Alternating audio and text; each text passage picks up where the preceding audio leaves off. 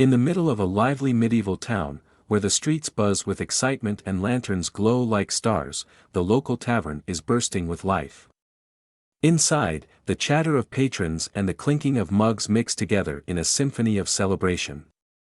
It's one of those nights where everyone seems to be in a great mood, especially one particular cadet who just got accepted into Aplia Academy. With a loud thud, a mug hits the table, and the young man stands up, raising his tankard like a victorious hero. "Tonight, drinks are on me. I got into Aplia Academy," he shouts, his grin so wide it could split his face.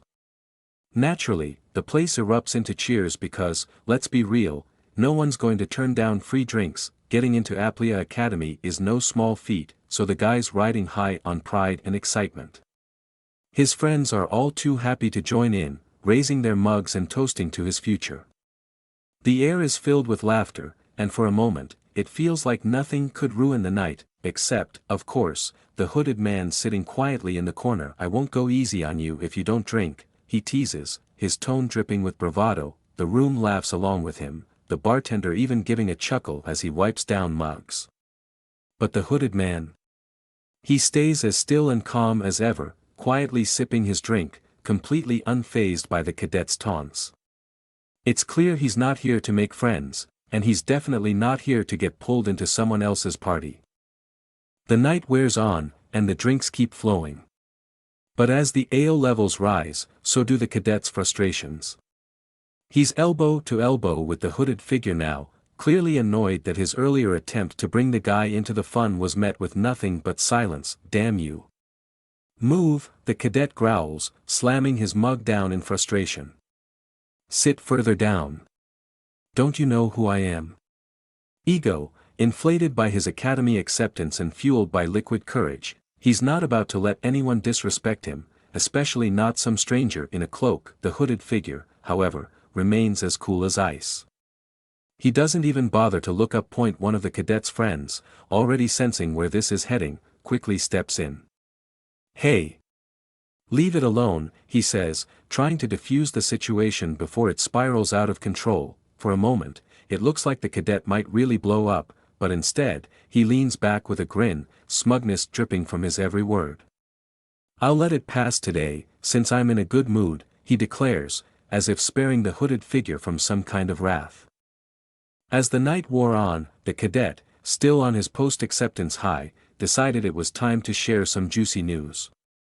Leaning in dramatically toward his group, he lowered his voice like he was about to reveal the town's biggest secret. "By the way, have you heard?" he asked, with all the mystery of a bad spy movie. One of his friends, already halfway through his next mug, raised an eyebrow. "Heard what?" "The hero's party," the cadet practically shouted, clearly not grasping the concept of subtlety. He took a big gulp of ale like it was a dramatic pause and continued, "They cleaved through the front of the demon lord's army again. Can you believe that? We have to talk about it." He was so into his own storytelling that he completely missed the fact that the hooded guy next to him had gone completely silent, which, to be fair, wasn't all that different from how he'd been the entire night. The cadet, now fully immersed in his grand storytelling, slammed his mug down and leaned in as if about to drop some major news. "The chosen hero, Kyle," he declared with the enthusiasm of someone who'd just seen his favorite celebrity. His friends nodded along, caught up in the drama, while the hooded figure beside him remained, as usual, unbothered. "And then," the cadet continued, "there's Lemia, the divine archer, and even Saint Sarah." His eyes widened in awe as if merely mentioning their names brought the legendary group to life. His friends were now fully invested, hanging on to every word. "Wasn't there one more member?" one of them asked, scratching his head. "Another member," one voice wondered aloud, eyes fixed on the figure. "The Ashen Wizard, Raniel Vaughn Trias," someone explained, as if announcing a famous name, but the voices that followed carried less awe. "Isn't he just on a free ride?" someone whispered, sounding unimpressed. "For being heir of the Grey Magic Tower, honestly, he does nothing." Raniel sat in silence, unaware, or perhaps unconcerned, by the whispers swirling around him. "You sound like a know-it-all," one voice chided, dripping with sarcasm. "But it's a fact that Kyle's the one doing the most, isn't it?" the response came, defensive and sure, the voice replied, their tone laced with dry humor. The Ashen Wizard is in charge of dealing with the small fry, after all. And so, the quiet tavern continued its murmur of judgments, leaving Raniel, once again, around the subtle jabs directed at him. The day before, the battlefield was chaos, an explosion of debris and magic filling the air as the heroes charged forward. Kyle, leading the charge, grit his teeth, sword raised high as his comrades fought beside him. Behind him, his party, mages and warriors alike, unleashed their powers against the onslaught of enemies. A soldier's voice broke through the clamor, filled with relief and awe. The hero's party. They came to help us. Another soldier, desperate but relieved, shouted to his comrades, everyone, back down. We'll retreat slowly. As the soldiers started to fall back, they left the battlefield in the capable hands of the hero's party, watching as Kyle and his team fearlessly pushed forward into the storm of battle. In the heat of battle, hero Kyle Thorben makes a powerful entrance, his boots hitting the ground with enough force to make it seem like even the dirt should be afraid. His comrades stand with him, Lemia, the fierce divine archer, and Sarah, the ever-serious saint. Together, they cut a dramatic figure against the backdrop of chaos. Lemia, however, is less than thrilled. This isn't what they told us, she exclaims, her face twisted in frustration. There's, like, 3 times the enemies. This will never end.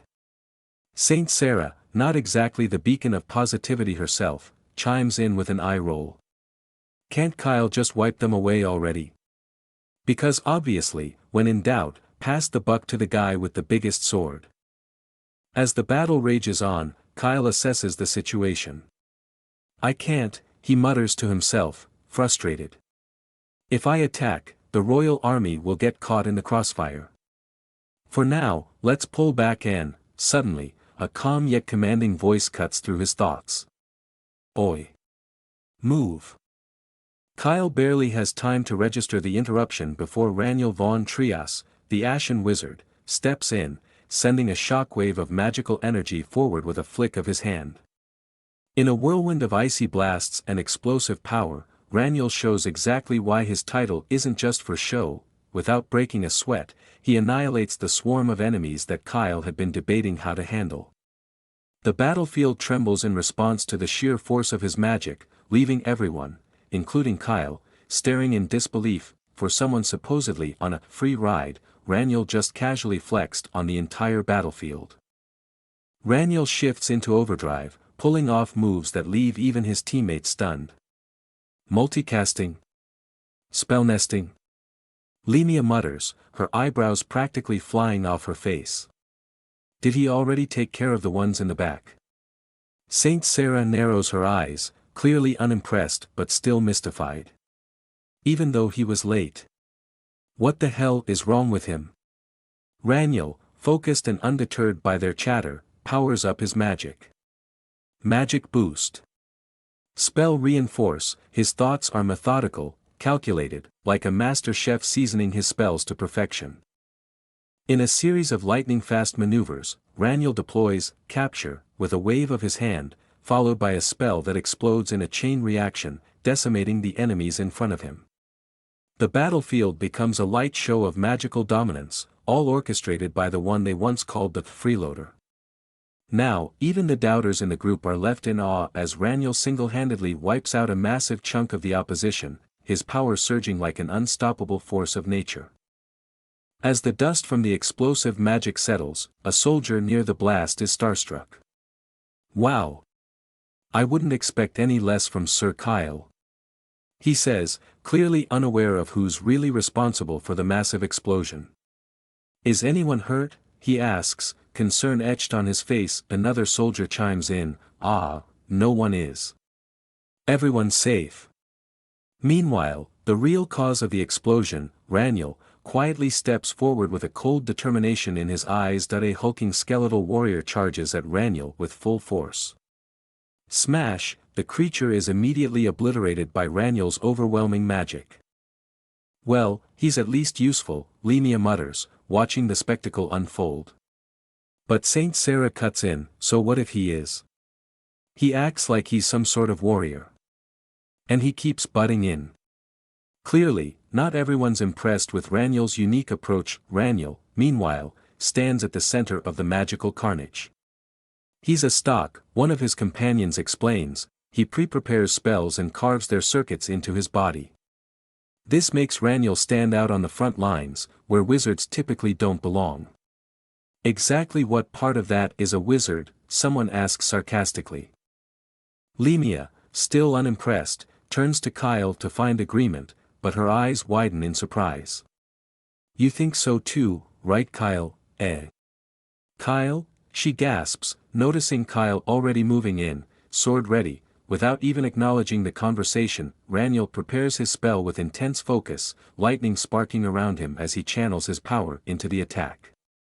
Chain, he declares as magical symbols light up around him, forming a powerful connection of energy. Meanwhile, Kyle rushes forward with single-minded determination, the chaos of the battlefield swirling around him. Kyle! Raniel shouts, seeing his teammate charge in. The giant skeletal warrior looms ahead, an imposing figure crackling with dark energy. With a fierce battle cry of "Hiya!" Kyle leaps into the air, sword raised high, ready to strike. Electricity courses through the air as Kyle's blade comes down, aiming to obliterate the massive enemy in one powerful blow. The battlefield, already shaken by Raniel's magic, is about to witness an earth-shattering strike from the hero himself. As the scene shifts to a festive atmosphere, the crowd erupts, chanting, "Kyle," like he's the true hero of the land. Confetti rains down, and the whole town is buzzing with excitement. People rush to share the news. Did you hear? The hero Kyle landed the finishing blow, one villager says, clearly having missed the entire rest of the battle. That's Hero Kyle for you, another cheers.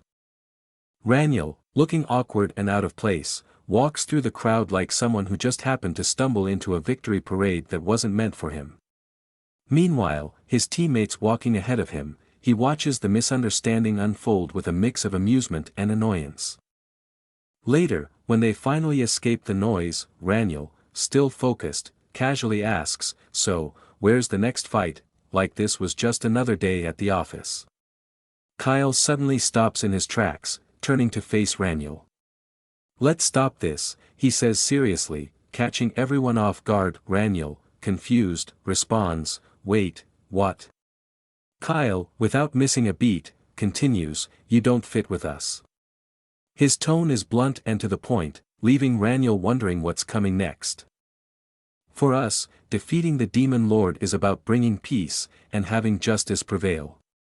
Kyle explains, his words heavy with meaning while outside the window, the townsfolk are still partying like it's a carnival. But for you, defeating him is just another achievement. His defeat is just another notch on your belt. When I see you take our honor so lightly, I feel sick. Kyle adds.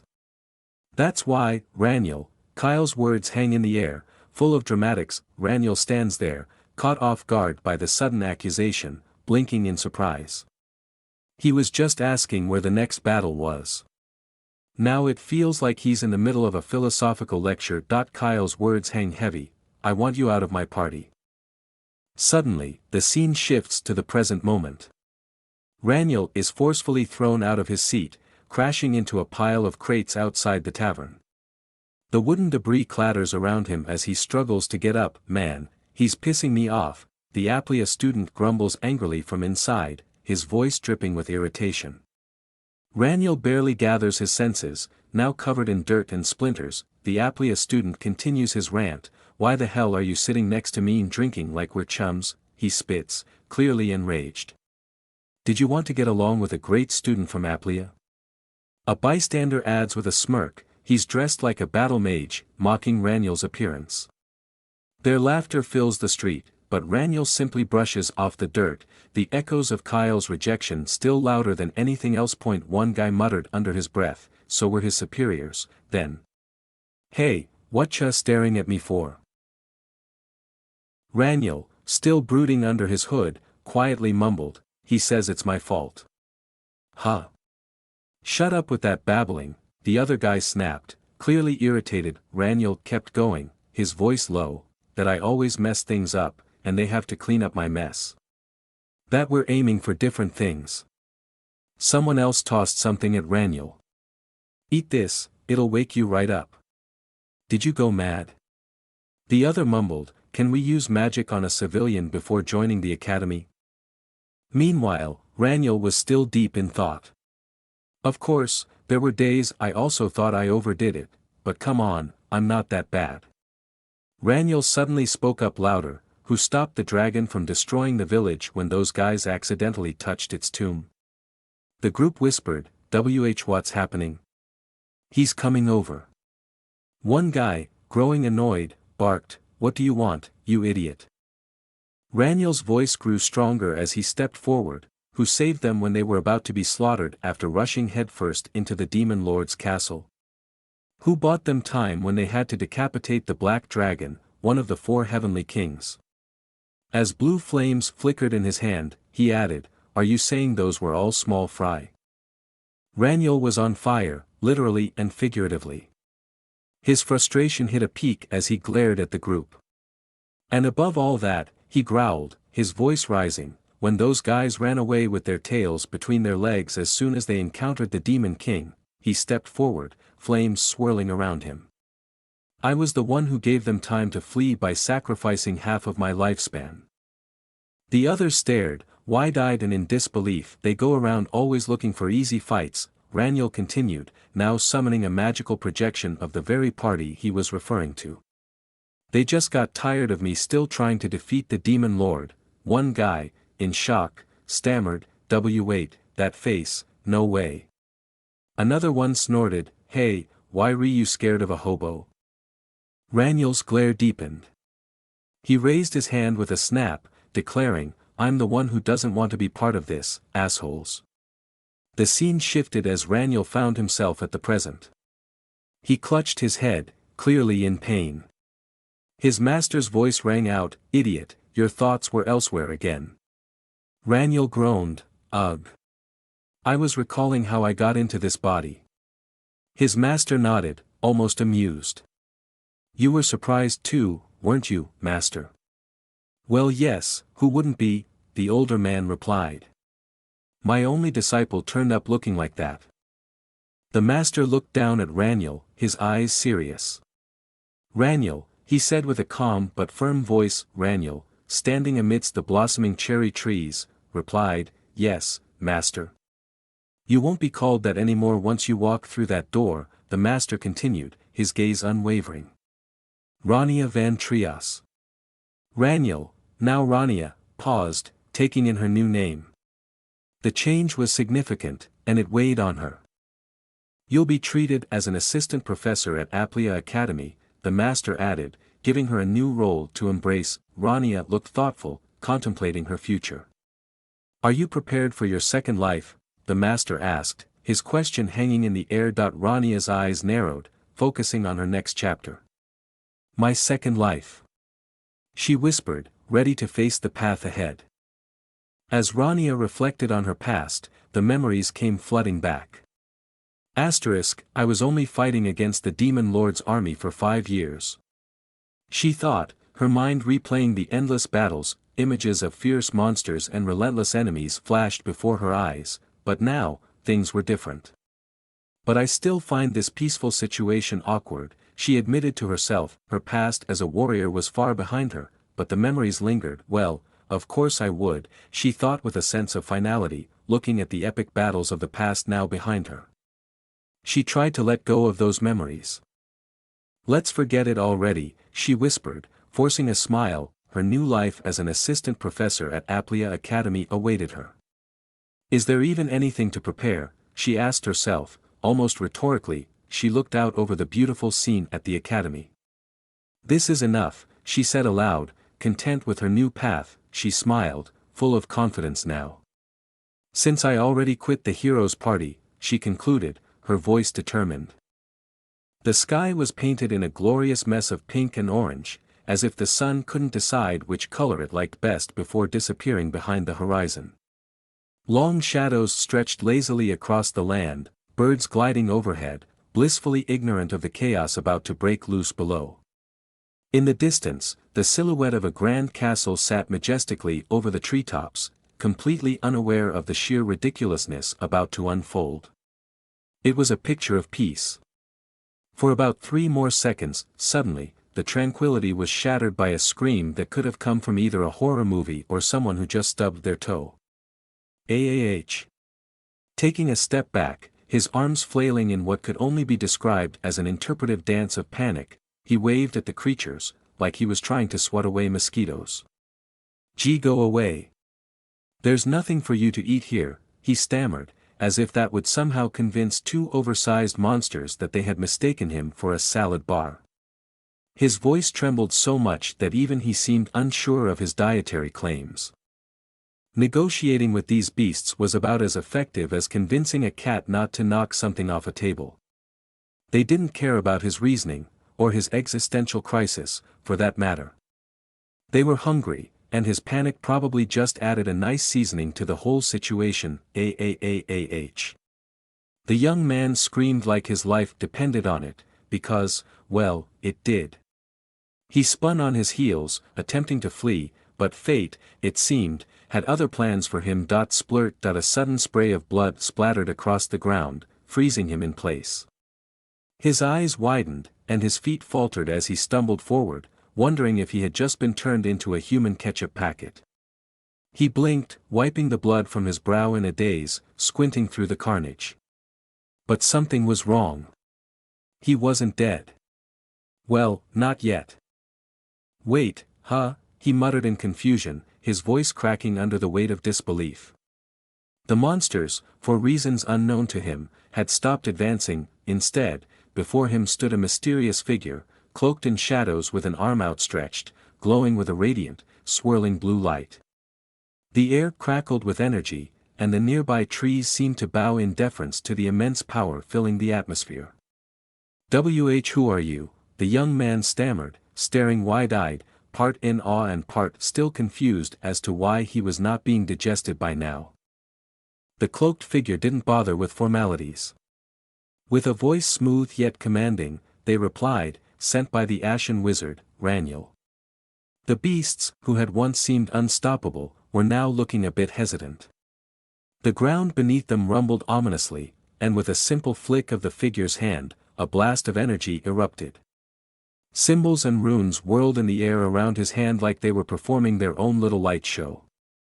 The creatures, moments earlier so eager to snack, were now airborne like a couple of giant, confused ragdolls.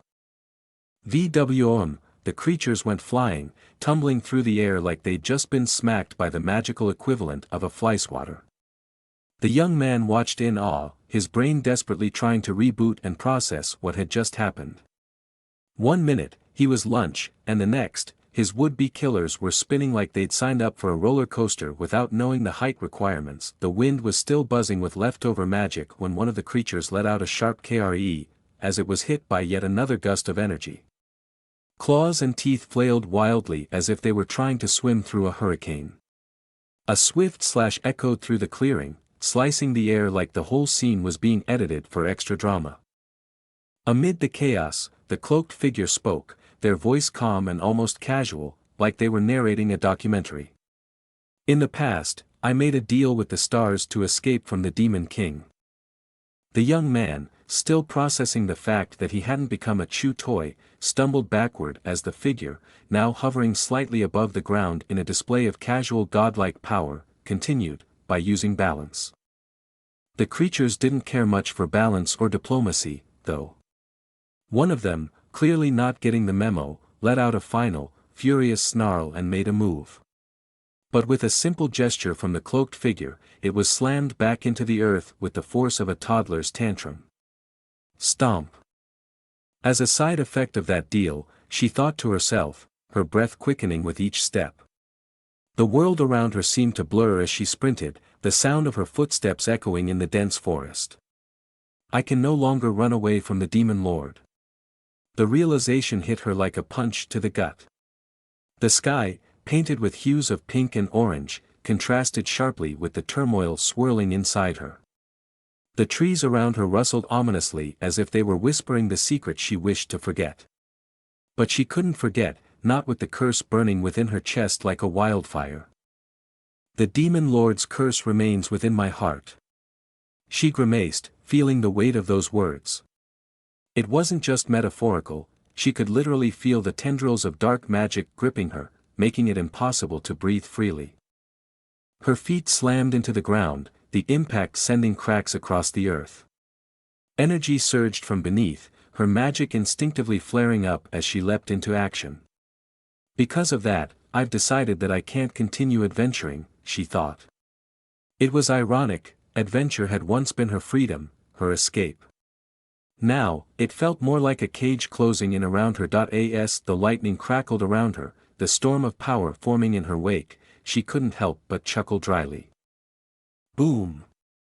The earth shook, and with that, the last of the beasts was down for the count, leaving the young man standing in stunned silence, a witness to the raw power on display. "What is this?" he muttered, his voice barely more than a whisper, his mind somewhere between amazement and panic.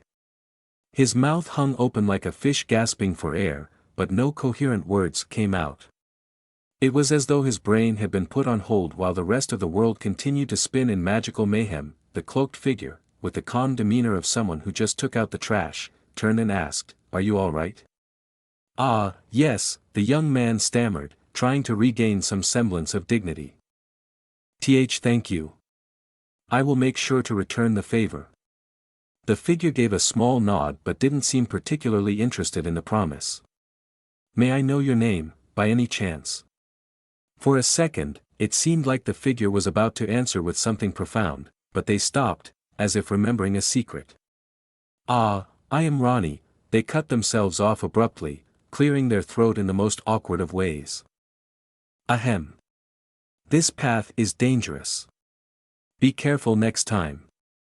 The young man, still shaking, called out one last desperate, "Thank you," before sitting down heavily on the ground, questioning every decision that had led him here. Raniel, meanwhile, pulled their hood closer, thoughts drifting.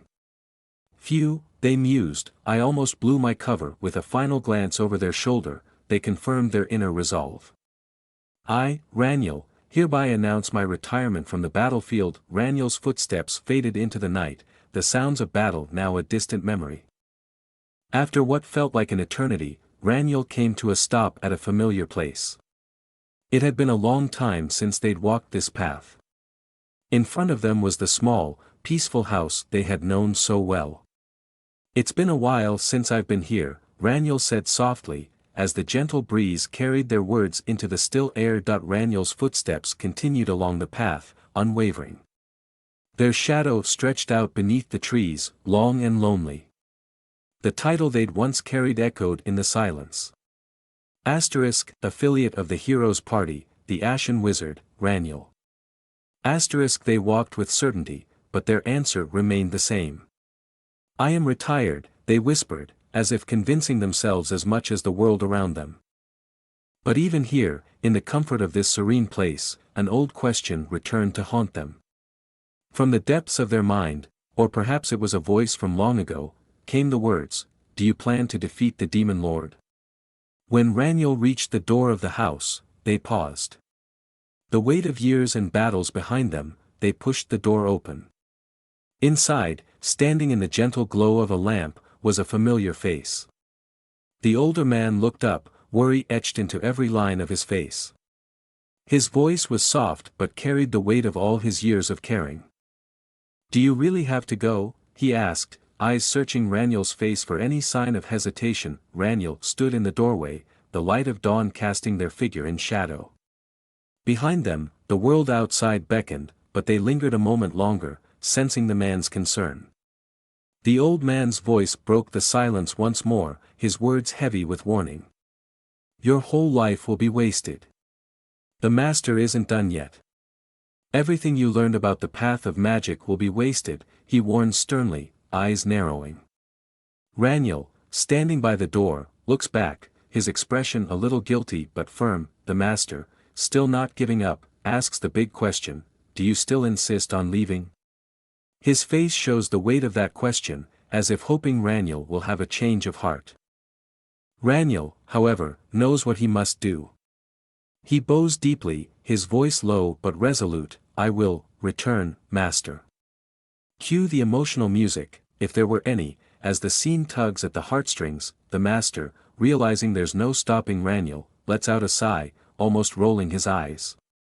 "So be it, my foolish disciple," he mutters with a mix of frustration and fondness. As Raniel walks away, the master calls out one final challenge: "Bring the head of the Demon King when you return. Then I will take you back as my disciple." Oh, no biggie, right? Just bring back the head of the most feared villain in the land. But as Raniel walks away, a dark shadow looms over him, the trees and path now ominous. That was already 5 years ago, he reflects in the darkness. What happened in those 5 years? Suddenly, a familiar hand knocks on a door. Raniel stands at the entrance, his face hidden under his hood, quietly saying, "I wanted to bring you the Demon King's head." Dramatic? Yes. Has he brought it? Only time will tell. Inside, the master, now older and wearier, hears the knock. "Who is it?" he asks, his voice a mixture of hope and trepidation as he heads toward the door. Time for a long-awaited reunion, but is it the one they both expected? Things get serious for a moment. Our heroine grabs her cloak, revealing her face dramatically as if it's a big secret, except, it's not. But hey, you have to respect the effort. With a deep, serious tone, she says, like we didn't already know, but the theatrics are appreciated."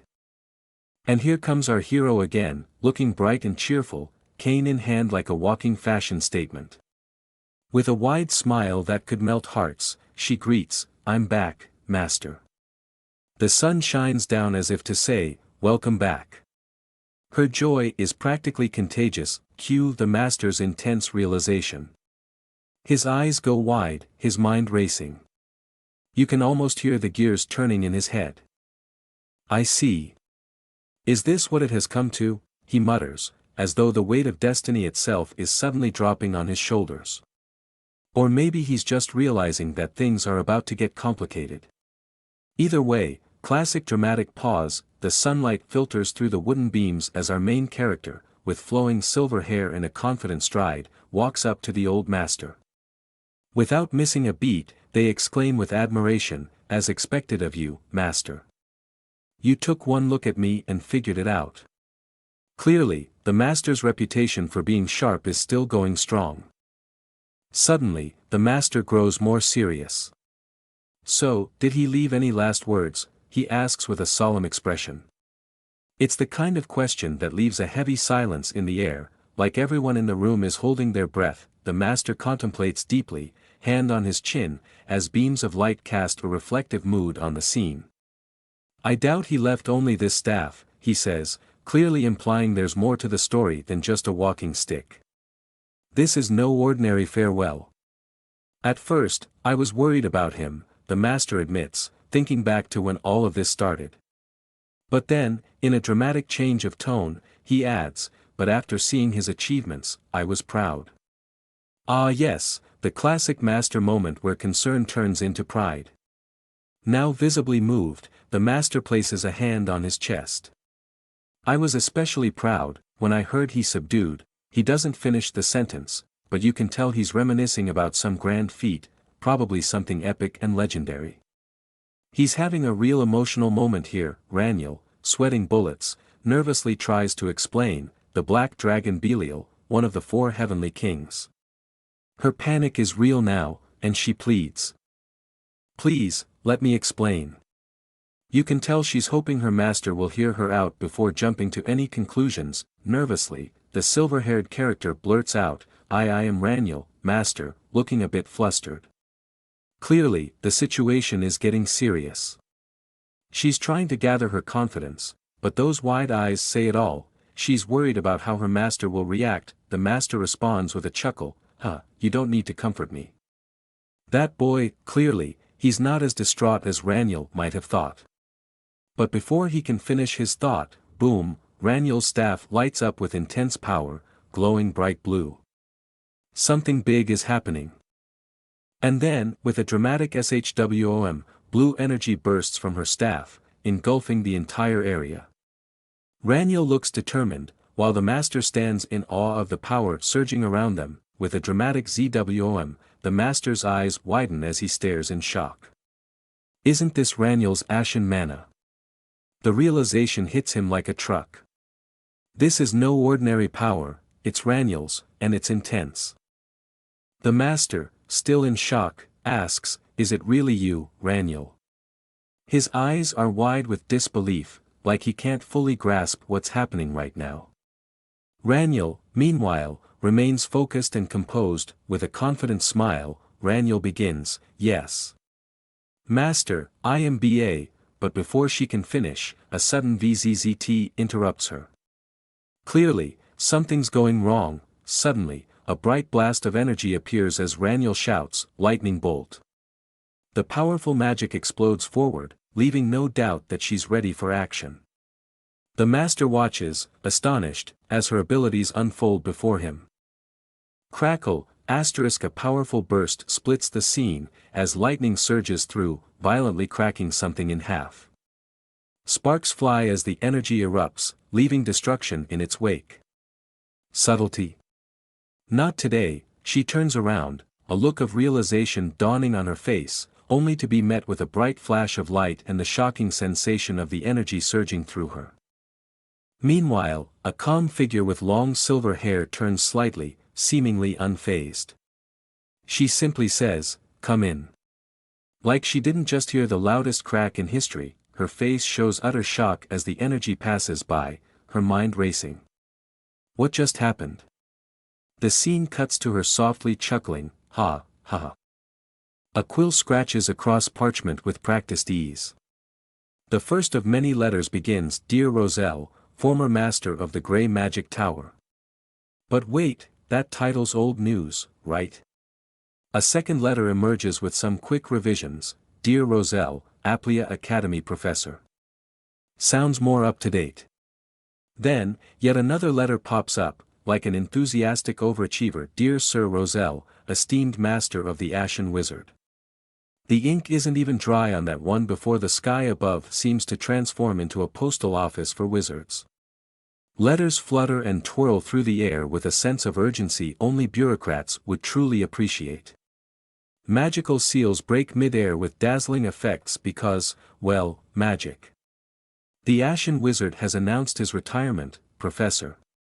Do you happen to know his whereabouts? As if. Because when it comes to wizards, retirement is just another word for, "I'll disappear into a forest and meditate for 300 years. Cut to the chase, as the letters continue to bombard the air. The Magic Tower, desperate for more answers, decides to take matters into its own hands. Another missive. "If I may cut to the chase, we at the Magic Tower would like to recommend the Ashen Wizard to the elders and have him by any means," only for the scroll to get interrupted. Because on the other side of the world, Roselle, the poor recipient of all these letters, stands in his doorway like an exasperated father whose kids won't stop knocking. "Look!" Roselle exclaims, pointing dramatically at the overwhelming pile of envelopes that could probably fill an entire library at this point. "I've already received hundreds of letters from all sorts of places." He's furious now. As if the mere idea of retiring in peace wasn't hard enough, here they are, trying to drag him back into the wizarding mess. His voice rises, filled with irritation and a hint of sarcasm. "Is there any other idiot like you who would suddenly announce their retirement?" he roars. Roselle's assistant stands nearby, looking overwhelmed as more letters cascade onto the desk. She looks at him, then at the pile, then back at him. "You didn't contact me," she blurts out, throwing her hands up in exasperation. "I had all these letters arriving. I thought you were dead already." Roselle stares at her, a touch amused. "Bring them," he says with a smirk. "I'll burn them all, okay?" Another letter floats in at that exact moment, its seal pristine, probably thinking it's safe from destruction. Roselle's eye twitches slightly. "Another one?" he grumbles as he grabs it out of midair. He takes a look at the sender. Sender, Principal of Aplia Academy, Aaron Van Tyrant. He glances at it, unimpressed, and sighs. This one's a normal one. Elsewhere, the principal, Aaron Van Tyrant, is penning yet another letter. His desk is immaculate, his writing deliberate. He begins, to my dear friend, Roselle Van Trias, spring has sprung at Aplia Academy, the cradle of learning.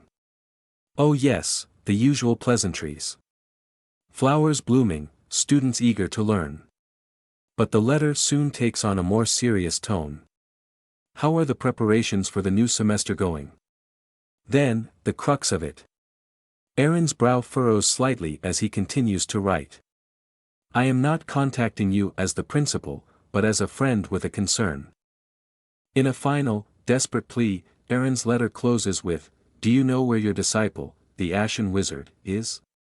Somewhere, in the scenic countryside, Roselle stands under a pink and orange sky with even more letters in his hand, looking out into the horizon as if contemplating whether to toss them into the wind and forget about the world entirely. The stars twinkled as if holding a secret, while shadows of 4 figures loomed against the shimmering cosmic backdrop. Aaron's words hung in the air like an unspoken challenge, you know, don't you? Our upcoming freshmen have the talent to lead the way in our times. The glowing energy surrounding the students radiated with potential. It was as if the fate of the world rested on these individuals, no pressure, of course. Somewhere, someone probably thought, what could go wrong? But the professors, naturally, were already in a tizzy. The professors are in an uproar. We need to bring in the Ashen Wizard as soon as possible. Because who doesn't love a good crisis? Another letter fluttered in the wind. It was probably the 100th one of the day. Roselle's patience had long since burned out. He held the stack of letters and read the last plea, I ask you to at least let me know his whereabouts. His response was simple, even borderline dismissive. Burn them. The assistant, as incredulous as ever, blinked. Are you sure? She asked as flames erupted, crackling with a menacing glow, as if the letters themselves were offended at being dismissed so easily. As the flames continued to consume the letters, the assistant couldn't shake the feeling that this was a terrible idea. A gust of wind blew through, scattering ashes into the horizon. Her eyes flickered with doubt. If there's a problem later. But before she could even finish, Roselle cut her off with all the grace of someone who has dealt with far too much nonsense. A problem? Stop talking nonsense and burn them already. There is still a lot left.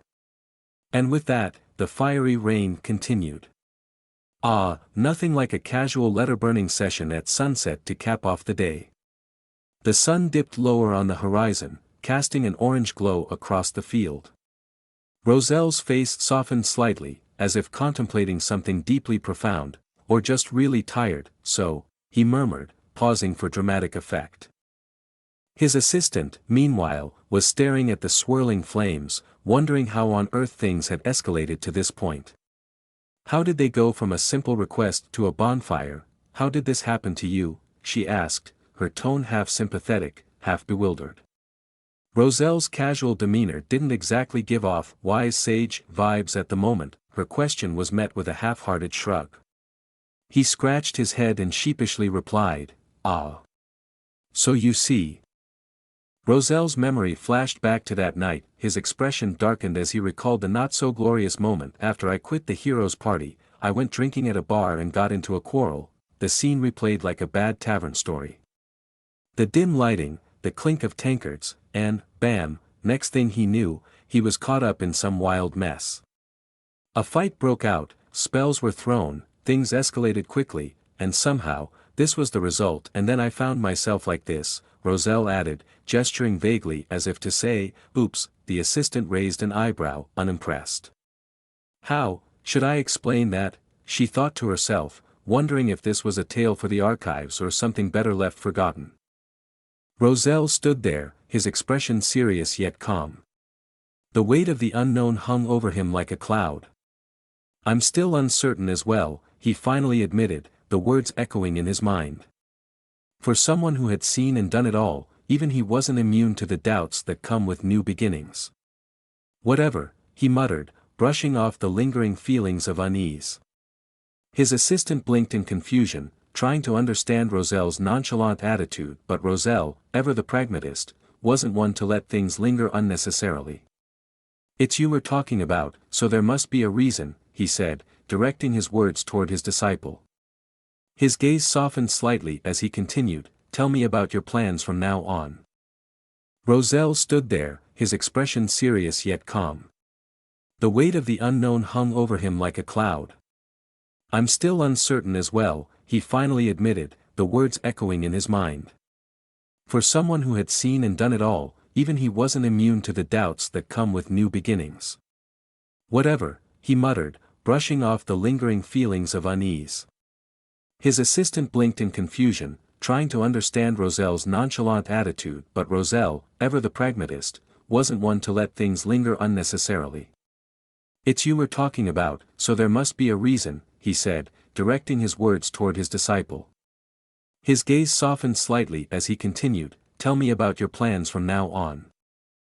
The name on the letter seal flickered with magic, Principal of Aplia Academy, Aaron. The magic symbols swirled around it, glowing with an otherworldly light. Roselle took one look at the letter and then at his disciple. His expression remained neutral, but the gears in his mind were already turning that he asked quietly, "Have you considered?" The atmosphere was serene, but the question was anything but simple.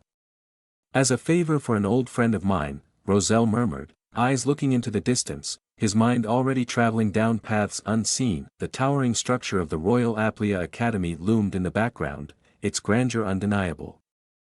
Its golden spires reached for the sky as if beckoning those below to strive for something greater. The question lingered like the last rays of the setting sun, "Going to the Royal Aplia Academy?" Roselle's disciple, standing tall against the backdrop of the fading daylight, gripped the letter firmly in her hand. Her eyes, once filled with uncertainty, now shimmered with quiet determination. The path ahead was unclear, but the weight of her decision had been made. With the breeze gently tugging at her hair, she stood ready to face whatever came next. The grand halls of Aplia Academy were as magnificent as ever, the kind of place that made you feel either really important or really small, depending on your self-esteem that day. Outside, the clear blue sky spread wide, dotted with fluffy clouds, and the sun's rays reflected off the Academy's grand golden dome like it was in a competition to see how many students could get blinded before noon. "Do you have a good candidate for a new professor?" asked a voice, cutting through the serenity of the scene like a nosy neighbor asking for gossip. Baron Van Tyrant, the Academy's principal, sat in his office, clearly stunned by the question. His face seemed to be frozen between confusion and disbelief, an expression that could make students think twice before asking for an extension on their homework. He looked at the person speaking, eyes wide, and replied with a simple, "Seriously?" Because what else do you say when someone drops a bombshell about a new hire and you're just trying to get through the day? Meanwhile, in another part of the academy that was just as grand but a tad more stuffy, thanks to all the books, an old, wise figure, the type who'd probably seen more magical disasters than birthdays, sat thinking. His hand rested under his chin like a philosopher deep in thought, or someone who just remembered they left the stove on. "If I do, I'd say one of the best candidates in the imperial capital," he said with a tone that implied he had some big news to share. "You'd be surprised if you saw their ability," he continued, as if this professor was some sort of magical prodigy. The other person in the room, eyes glistening with anticipation, was clearly on the edge of their seat, possibly waiting for a name drop or at least a hint. "There's no doubt," the old man added dramatically, "he's talking about the Ashen Wizard." And there it was, the legendary Ashen Wizard, whose name alone probably inspired the kind of awe that makes people drop their coffee mugs. This wizard must have been something else. The eager listener, unable to hide their excitement any longer, muttered under their breath, "I can't wait." Honestly, The look on their face suggested they were about to fanboy out right there in the middle of this scholarly scene. Back in the principal's office, Aaron Van Tyrant tried to maintain his composure. "Then let's quickly get the contract handled," he said, the business-like tone of someone who has probably signed more magical employment contracts than he'd care to admit. But before he could even touch a quill, something odd caught his attention. He paused and looked at the paper stack on his desk as if it might explode, which, in a magical academy, wasn't entirely out of the question. "It's my newly adopted daughter," he stated, emphasizing the word like even he wasn't sure how the whole adoption process had gone down. It had that sense of, "Oh yeah, did I forget to mention I adopted someone? My bad." The other person in the room blinked in surprise. It wasn't every day you found out someone casually adopted a daughter, let alone a mysterious one. But then, this was Aplia Academy, and anything was possible. Just when the air of mystery and excitement was thick enough to cut with a butter knife, the conversation took an unexpected turn. "Her skills are reliable," the older man continued, trying to sound reassuring. "Her basics are solid, and she holds a lot of strength." The other person in the room, looking as if they had been transported into the Twilight Zone, asked in a half-confused, half-exasperated tone, "And the Ashen Wizard?"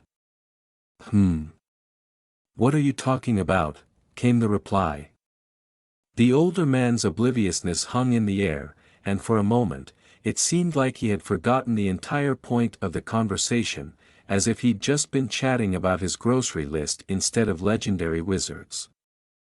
Elsewhere, Aaron Van Tyrant's face darkened, his expression like that of someone who had just bitten into a lemon and decided to embrace the bitterness. "I can't accept that," he declared, his voice dripping with frustration. It was the tone of a man who had clearly run out of patience. "You've always put impartiality first, but now you're recommending a relative?" There was a moment of awkward silence, the kind that follows any family drama or heated board meeting. The kind of pause where everyone holds their breath, waiting to see if someone's going to flip the table or storm out. Aaron's frustration deepened. "It's something we can't have here at Aplia Academy, the cradle of learning." His dramatic proclamation hung in the air, and for a moment, it was as if he was in a Shakespearean play rather than a conversation about hiring policies. The old man across from him simply sighed, clearly used to Aaron's dramatic flair. "Tisk, he's so stubborn," he muttered under his breath, barely masking his annoyance. But really, when your academy principal starts waxing poetic about learning institutions, what else can you do but roll your eyes? The tension in the room was palpable as one of the academy's senior figures slammed his hands down on the desk, a loud and authoritative gesture that immediately demanded attention. "Do you even understand how significant this year is?" he said, frustration evident in his voice. "This is the time where we need to be absolutely transparent about the hiring process for our professors." He gestured dramatically, as if trying to emphasize the gravity of the situation, and summoned forth a cascade of documents, more like a whirlwind of paperwork, before him. "Look at this," he commanded, pointing at the floating forms as if they were holy relics. "Every one of these people wished to enter the academy." His voice grew more intense with every word. It felt as though the weight of the future of education was hanging on his every syllable. Clearly, this was more than just a conversation about new hires. The older, bearded man sitting across the room let out a low whistle, clearly impressed with the display. "Incredible," he murmured, as though speaking to himself. His eyes scanned over the floating applications with interest. The elder seemed less fazed. In fact, he was smiling through his cup of tea. "All the more reason why you should use my daughter," he said with a wry smile. He might as well have said it as if offering someone the last slice of cake at dinner. "You damned," muttered the other man, grumbling under his breath. Meanwhile, far across the academy, the grand and ornate royal library stood as a beacon of knowledge. A massive collection of magical tomes and texts awaited those who dared to study them. It was a place where intellect thrived and where even the most mundane of students could feel like a sage just by walking in. Well, most students.in walked the protagonist, yawning. Clearly, the mystique of the library wasn't doing much to combat her exhaustion. As she gazed around at the grand halls, it felt both familiar and foreign at the same time. I haven't been here in 6 years, I think, she mused aloud, slightly nostalgic but mostly unimpressed. I only came because Master told me to, but nothing's really changed. The sound of her footsteps echoed in the grand hall as she strolled inside. It wasn't exactly awe-inspiring for someone who had, at one point, probably already read through every book in the library. Studying here? A cakewalk. Still, her master's voice echoed in her head, "You're going to be an assistant professor soon, so go study seriously." She let out an internal sigh, eyes narrowing a bit in boredom. Seriously, she thought to herself, I've already read everything here eons ago. It wasn't just overconfidence, it was the simple truth. The girl had devoured books like a voracious dragon hoarding knowledge. But, she conceded, since I'm already here, I might as well do something. That something, however, quickly became complicated. She noticed something strange. The mana, the very lifeblood of all magic flowing through the academy, wasn't, well, flowing. That a confused student nearby echoed her thoughts. Why isn't the mana flowing? Now things were about to get interesting. That's weird, one of the students muttered, staring intently at his enchanted pen as if it had personally offended him. He held it up in front of his face, his brows furrowing in confusion. Why isn't the pen's mana coming out? He asked, looking at the blank piece of paper before him. The pen, once flowing with the essence of magic, now seemed as useful as a dried-out quill. He tapped the pen on the paper in vain, trying to coax out any remaining magic like someone desperately squeezing toothpaste from an empty tube. Another student across the room sighed, obviously irritated, and snapped, "You there, be quiet." His tone was sharp but masked with a thin layer of exasperation, clearly done with the day already. But before the first student could respond, another voice chimed in, panicking as if the world was ending. "Please, look at this." The mana suddenly stopped flowing out, he wailed, his paper similarly blank, almost as if mocking their abilities. The second student, catching on quickly, raised his own paper and muttered, "Same with mine." His voice cracked slightly, a mix of nervousness and disbelief creeping into his tone. "Is this the first time any of you have been in the Royal Library?" A cool, calm voice cut through the commotion like a hot knife through butter. The girl leaned against the table, adjusting her glasses as though this was all too predictable. "There's only one reason why the mana would stop flowing," she explained matter-of-factly, pushing her glasses up the bridge of her nose in that very typical "I know more than you" way. She sighed as she looked over at the confused group of students, one eyebrow raised. "Looks like they're new students." One of the students, who had been silently watching from the corner, chimed in, eyes wide with disbelief. "The mana doesn't come out?" He tilted his head, not quite grasping how the magic, that they had grown so accustomed to, could just disappear. "If you focus just a tiny bit. It means that the fourth princess, Lady Yahello, is currently in the Royal Library," someone whispered, with awe in their voice. There was always an air of mystery surrounding Lady Yahello. As the words sank in, papers rustled softly, as if the wind itself had bowed to her presence. Suddenly, in her deep thoughts, Lady Yahello bumped into another student, the scattered papers flying in the air. "Yuwa, are you okay?" the other student asked in concern, snapping out of their own bewilderment about the mana situation. Isla blinked, clearly embarrassed, shaking her head as she quickly collected herself. "I'm sorry, I was lost in thought," she replied softly, lowering herself to pick up the papers strewn around them. The other student gave a gentle nod, brushing off the incident. "I'm fine," they assured, though they clearly looked a little starstruck by being so close to her. As Isla reached down, she paused for a moment, her eyes widening ever so slightly.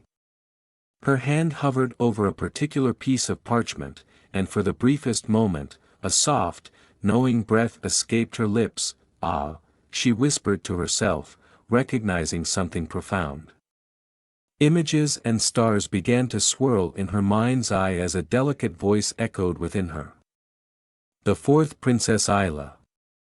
A stella loved by the stars. There was a brief flash of the cosmos, stars sparkling in the dark like a soft dream. Even someone as great as her wishes to enter the academy.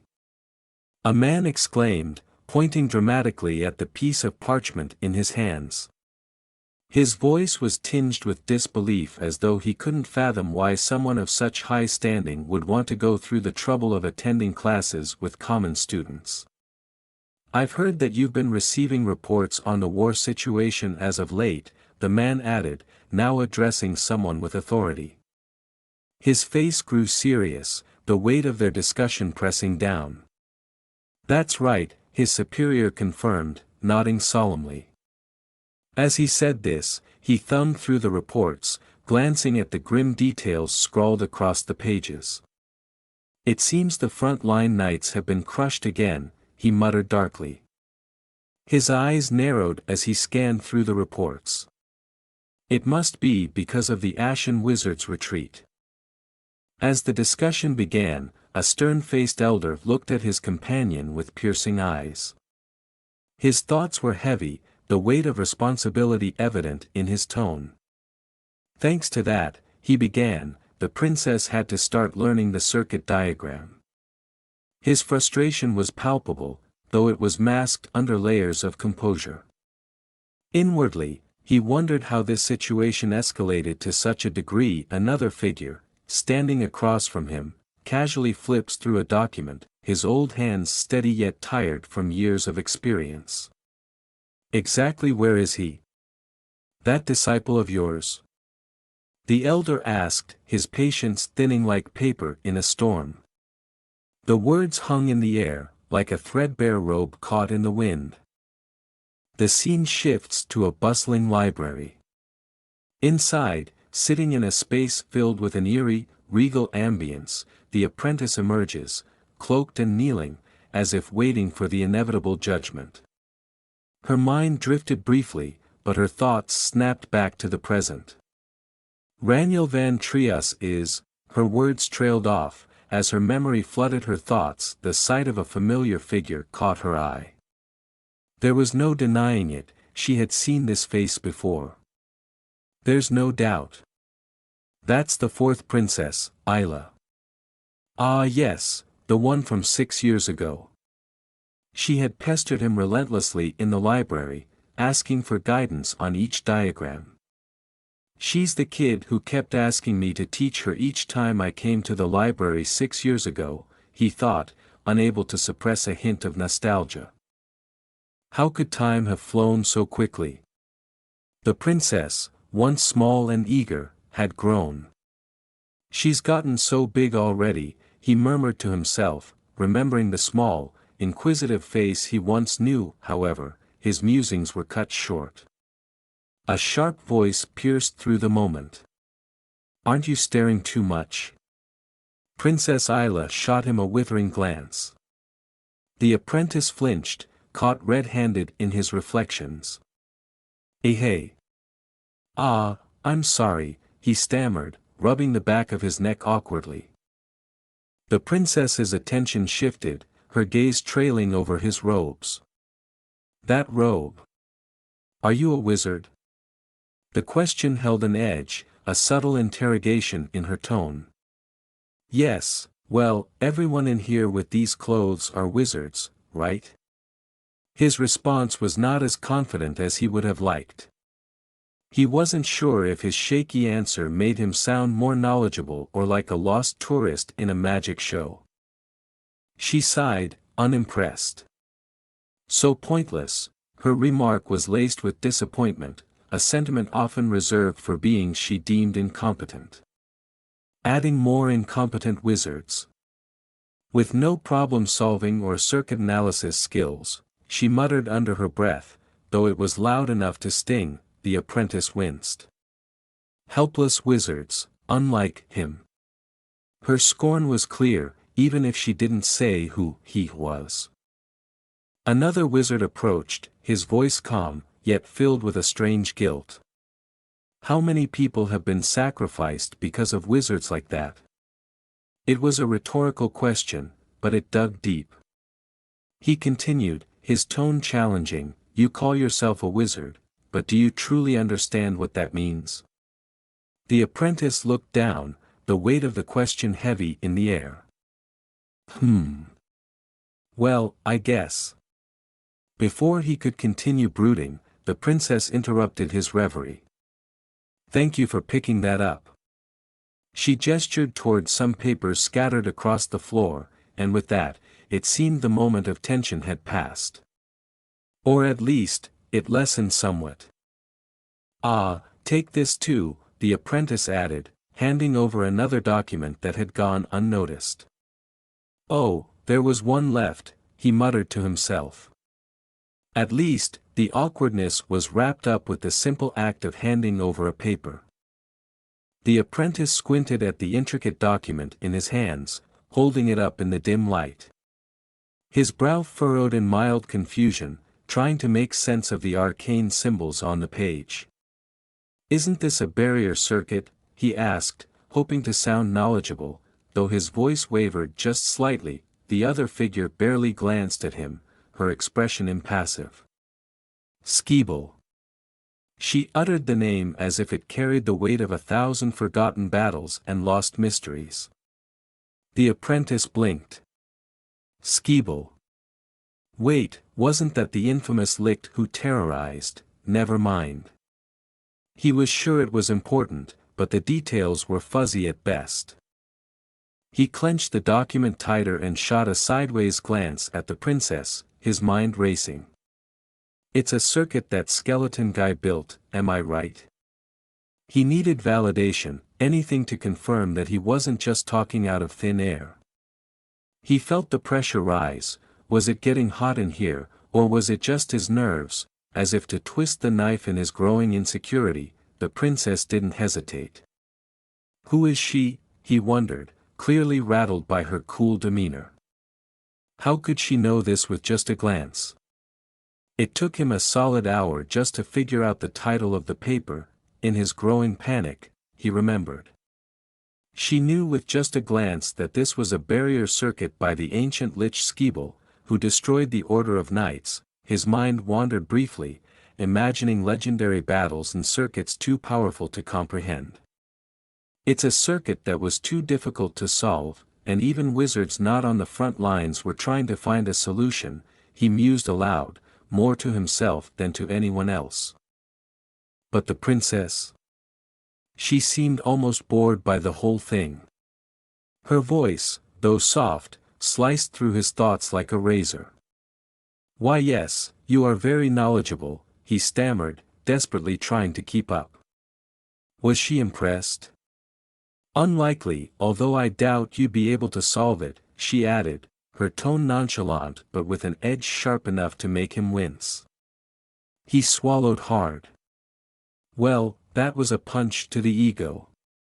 "If you don't plan to solve it, can I have it back?" she asked, holding out her hand, her eyes never leaving his. The apprentice blinked, staring at the document like it was some kind of ancient relic he wasn't ready to give up just yet.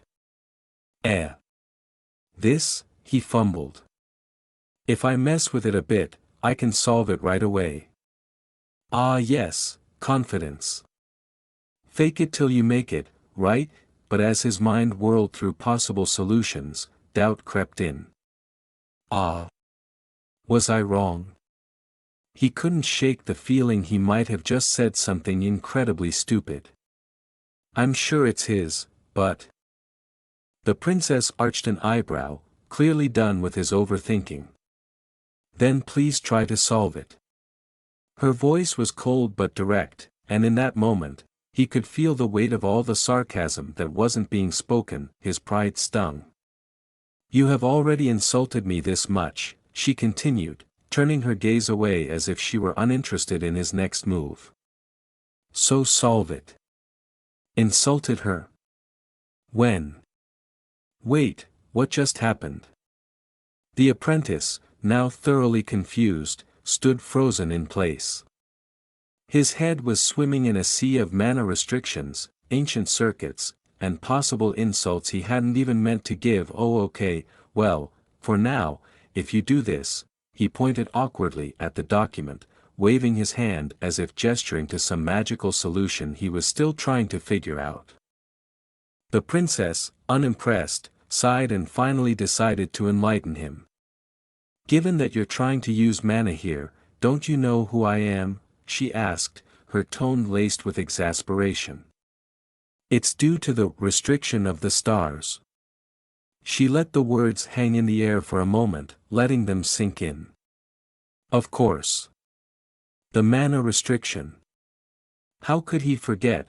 The stars have blessed me with the right to control the mana of the wizards. She began, before cutting herself off abruptly. Excuse me, please wait a moment. And with that, she moved into action, her eyes sharp, her posture unwavering. A moment later, the room seemed to pulse with power. The apprentice watched, half in awe and half in terror, as symbols and circuits glowed around her, their magical energy swirling in a vibrant display of raw power. She was in control now, the air itself bending to her will. He gulped, realizing just how far out of his depth he truly was. As the air began to thrum with energy, the room felt like it had been transformed into a battlefield of magic. The swirling blue lights surrounded her, making her appear more like an ethereal goddess than a princess wielding spells. The apprentice, now relegated to mere spectator status, took a step back. His thoughts? Well, they weren't exactly coherent at this point. His mouth hung open, his brain desperately trying to catch up with what his eyes were witnessing. What's that? A voice echoed from behind him. It wasn't just him who was flabbergasted, other students in the room were just as bewildered. One guy in the back looked like he was on the verge of fainting. Is this mana? Another student asked, their voice high-pitched with panic. But the princess is here. The sheer disbelief in the air was almost palpable. As the magic surged around the princess, her long silver hair billowing dramatically, probably the coolest part of being a magic user, honestly, the apprentice could do little but watch in awe. The princess, though. She seemed totally unfazed, as if this was just another Tuesday for her. No way, the apprentice muttered, finally piecing together a somewhat coherent thought. It wasn't a question, just a statement of pure disbelief. His brain was still fried from the sheer display of power she was casually wielding.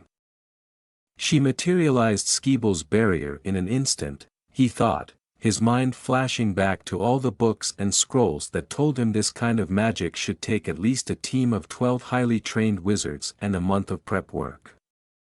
But nope, here she was, doing it solo in about 3 seconds flat. How should I describe it? The apprentice wondered, half in awe, half in self-pity. Solving it is easy, but explaining it is hard. It was like trying to explain a high-level algebra problem to someone who just learned how to count. Impossible. No, wait, give me a moment, the apprentice's panic surged again. He wasn't quite done being floored by all this. I'll show it to you directly, he mumbled, desperately trying to salvage his dignity. But who was he kidding? His metaphorical ship had already sunk. Please look closely, the princess commanded, her voice calm, even gentle, like a teacher guiding a particularly slow student through a simple equation. The symbols and circuits swirled around her like a cosmic storm, far too much for his mind to process. And then, in a blaze of radiant light, the building itself seemed to resonate with her magic. The entire space was glowing, the kind of glow that said, "Hey, you're witnessing something far beyond your comprehension." "You still haven't heard anything?" a voice suddenly broke through the chaos. A different scene unfolded before him. They were seated now, as if the previous cosmic display had been a mere moment of interruption. The older man across from him sighed. "He's quite stubborn." "The principal's name is Aaron, right?" the princess asked, her tone casual now, like they were talking about the weather and not a wizard who could single-handedly upend the laws of magic. "Yeah," the older man replied, his voice laden with the kind of weariness that only comes from dealing with impossible students. And just like that, the tension that had hung so thick in the air moments before dissipated. Everything seemed calm again, for now. Rania and the elderly professor sat at a wooden table, enjoying a quiet moment amidst the chaos of the day. The professor had a serious expression as he pondered their recent conversations. "You still haven't heard anything?" Rania asked, sounding concerned. It wasn't like him to stay so quiet for this long. The professor let out a long sigh, scratching his beard in contemplation. "He's quite stubborn," he finally admitted, as if this was some great revelation, something unknown to everyone. As he spoke, his hand brushed against his thinning hair. "His feelings for Aplia are genuine," he added, his voice trailing off as if he'd just lost his train of thought. "But sometimes, he can be too headstrong." A beat passed, and it was clear that the professor was thinking about his own head. Was the stress making him go bald? Rania, meanwhile, flipped through a thick, dusty tome, glancing up with mild sympathy. "Maybe being an assistant professor is no longer a possibility," she muttered, though it was unclear if she meant for herself or for him. She continued reading, knowing full well that stubbornness seemed to run rampant around here. The professor sighed once again, looking into the distance as though he was searching for a solution in the far-off horizon. "Well, what else is there to do if he won't allow it?" he murmured, leaving the question hanging between them like an unsolved riddle. Rania, ever pragmatic, looked up from her book. "Don't worry, we'll find another way," she said confidently. Outside, the scene shifted. 3 men approached a house tucked away in the woods, the sunlight filtering through the trees. They seemed determined, each step closer bringing them nearer to some unknown goal. Their matching uniforms suggested they were here on official business. Inside the house, just as Rania was about to speak again, a sharp knock echoed through the room. Both the professor and Rania glanced toward the door. "Professor Roselle, are you home?" a voice called from outside. The professor's brow furrowed. He was not expecting visitors. He stood, moving slowly toward the door, and opened it to reveal a familiar face, Sir Harvel, the royal escort. The knight offered a polite smile as he stepped inside. "Professor, it's been a while," Harvel greeted. His voice was formal but warm, the tone of someone who had spent much time in the professor's company. The professor raised an eyebrow. "Aren't you the royal escort?" he asked, as though he hadn't been able to place the man for a second. "What brings you here?" Harvel glanced over his shoulder, gesturing to the men behind him. "Is Lady Rania van Trias home?" Rania, still seated at the table, raised her head, a bit taken aback by the mention of her name. "Yes, my daughter is here," the professor replied, gesturing towards her with a tired wave. Harvel stepped forward, lifting the lid of the box to reveal a stunning piece of fabric. "I have something to deliver to her," he explained, holding the box delicately, as if its contents held the answer to some grand mystery. The box itself looks like it can feed a family of 3. How much does the gift inside cost? With lighting effects and background music that sounds like angels are singing, it was revealed that the content is a robe. Harvel nodded. It is from the 4th princess, he declared, stepping aside to allow one of his companions to step forward with a beautifully ornate box in his hands. Rania stood, curiosity piqued as she approached. From the 4th princess? Isla, she repeated, as though trying to wrap her head around it. Rania looked down, surprise crossing her face. A gift? And from the 4th princess, no less. What could this mean? Suddenly, the image of Isla's face appeared in her mind, radiant as always. The memory of her friend's smile softened Rania's expression. Isla had been someone she deeply admired, and now, it seemed, there was more than just a gift involved. It is to congratulate you for becoming an assistant professor at the Aplia Academy. Isla's voice seemed to echo through Rania's thoughts. The weight of the statement took a moment to sink in. An assistant professor? The towering castle stood tall against a backdrop of a brilliant, cloud-scattered sky, basking in the golden light of midday. Birds soared lazily through the air, seemingly unbothered by the gravity of the current situation. From the highest turret, the voice of Harvel echoed with the tone of someone who had spent all night drinking coffee and double-checking his work, but still pretending to be fine. Princess, Harvel's voice was the very picture of seriousness. I have sent the circuit diagram to the battlefield. There was no mention of the fact that this was the 3rd time he had sent it. Earlier versions, one might argue, had been drafts. Good work, Harvel, she said with just the right mix of encouragement and a hint of, thank you for not messing this up this time. Harvel took the compliment, though deep down, he was probably wishing he could go back to bed or maybe find a place where no one would ask him for diagrams for at least the next 24 hours. The man, standing tall in his military attire, shifted slightly as he glanced at the woman before him, a soft frown creasing his face. However, he began, clearly uneasy, I am worried. The woman, seated gracefully at the table, tilted her head and raised a brow. His anxiety was unexpected, though not unwelcome. What is the matter? She asked, curious yet calm, her voice steady in contrast to the visible tension in her companion. He hesitated, holding up the papers in his hand, sketches and diagrams detailing something complex, something beyond the scope of normal military operations.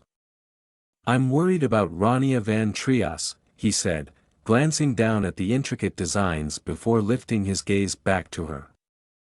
Skeeble's barrier circuit diagram she analyzed.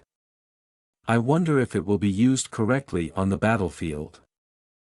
The weight of his concern wasn't lost on her, but the woman, accustomed to such challenges, remained poised.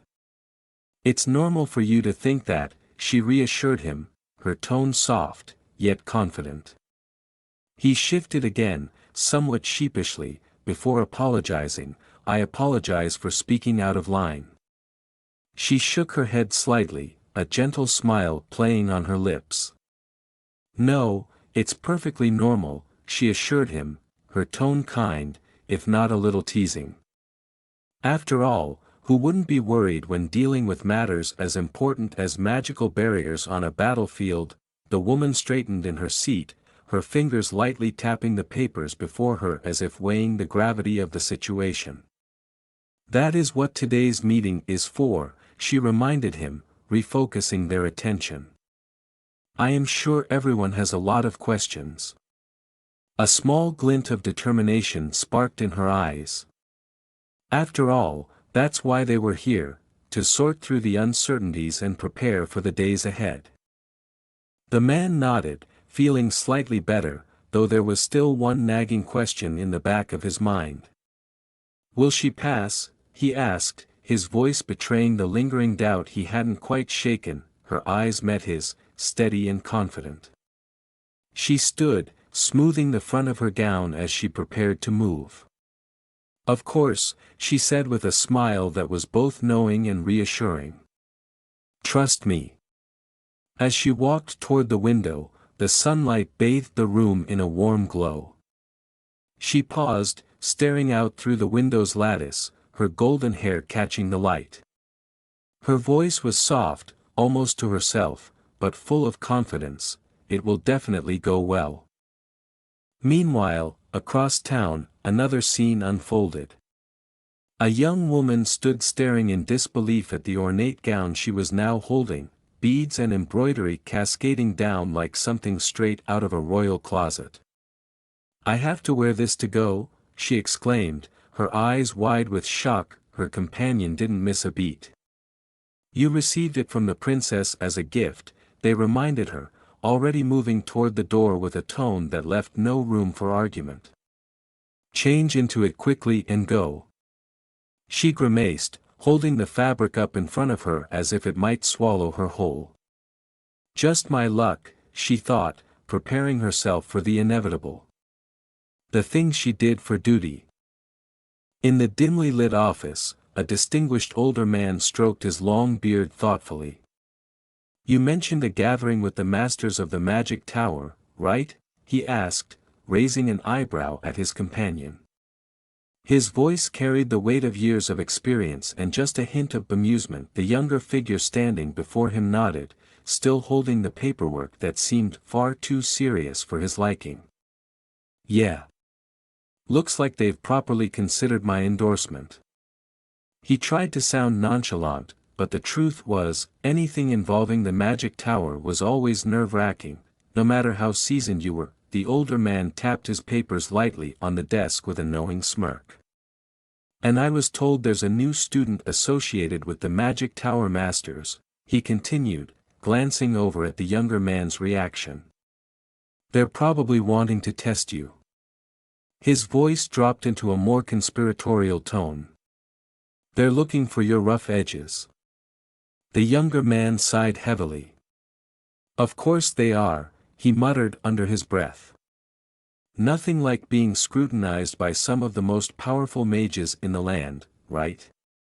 No pressure at all." Meanwhile, in another part of the estate, the young woman with silver hair, already dreading what the day held, was begrudgingly putting on the heavy ceremonial gown. She looked at her reflection, frowning. "Put it on quickly," she muttered to herself, mimicking her companion's earlier instructions, as if the outfit was the thing holding up her progress. "Got it," she said to the empty room, trying to psych herself up. This was going to be a long day. As she tightened the last button and adjusted the heavy cape that seemed to weigh more with every step, she glanced back at her reflection, momentarily caught off guard by how formal and, well, regal, she looked. It wasn't exactly the style she would have chosen, but it certainly did the job. As she made her way to the courtyard, her thoughts were swirling. "Of all the things," she muttered internally, tugging at the ceremonial collar.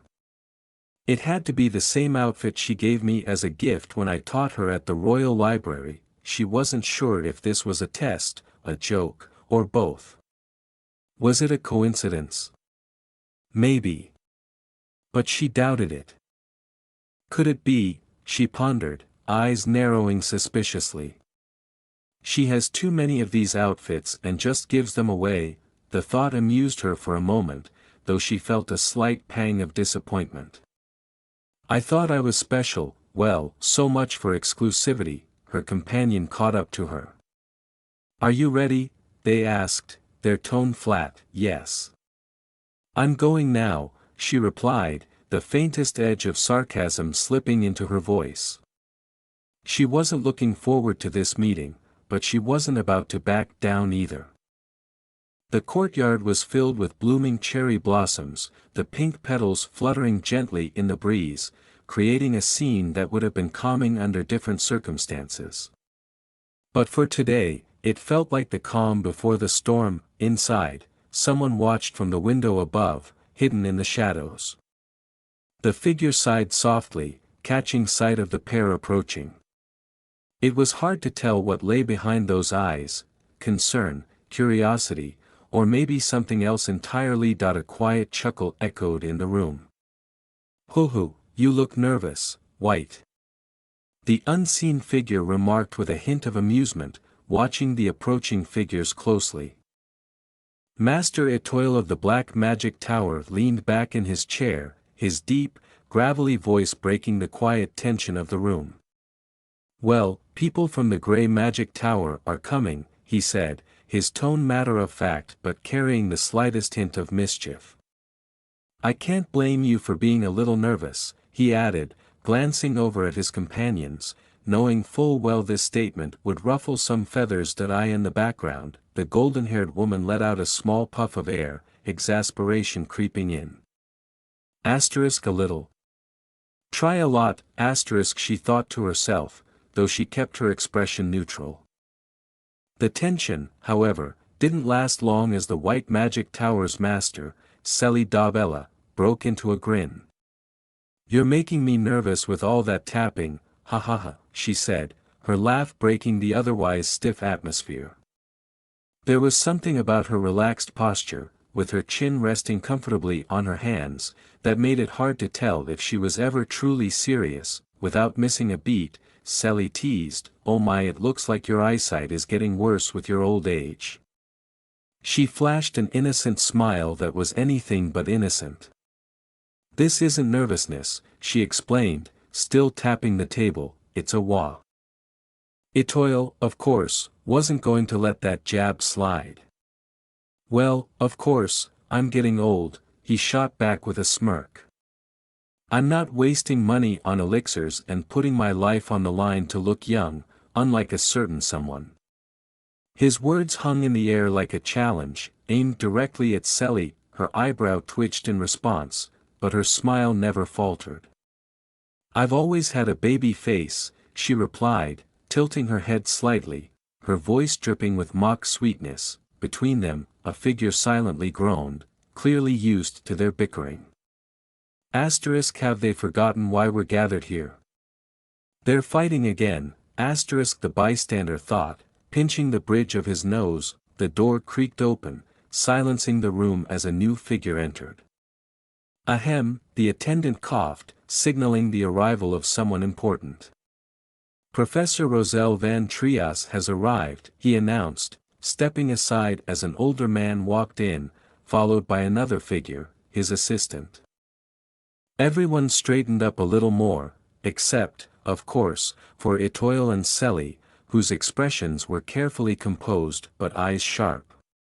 "She's here," one of them thought, their inner alarm sounding as the assistant, Rania Van Trias, stepped forward with confident grace. The older professor walked calmly, but the energy in the room had shifted. The Grey Magic Tower, under their leadership, had gained a considerable advantage in recent times. No one could ignore the disparity in power created by Raniel Van Trias, the overwhelming force behind their lead. From the corner of the room, one of the seated observers narrowed her eyes, her lips quirking upward ever so slightly. If Elder Roselle brought that monster with him again this time, she mused, her thoughts trailing off as she acknowledged Rania's arrival. As the assistant entered the room, the woman finally allowed herself a small smile.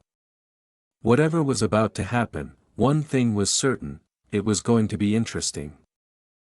Rania walked forward, her footsteps soft yet deliberate, the click of her shoes echoing slightly in the hall. Her entrance caught the full attention of the room, even those who would prefer to look elsewhere.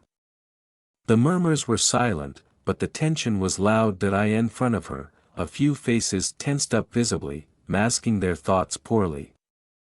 Rania noticed but said nothing. This should be fun, she thought, her gaze unwavering as she took her seat. The shadows whispered amongst themselves, their eyes trained on the girl who had just entered the room. What is it?" one muttered, puzzled by her appearance. "She seems to be able to control mana, but, she doesn't look like a big deal. There was clear disappointment in their voice, as though they'd been expecting a grand display of power and received none. Another figure chimed in, echoing the sentiment.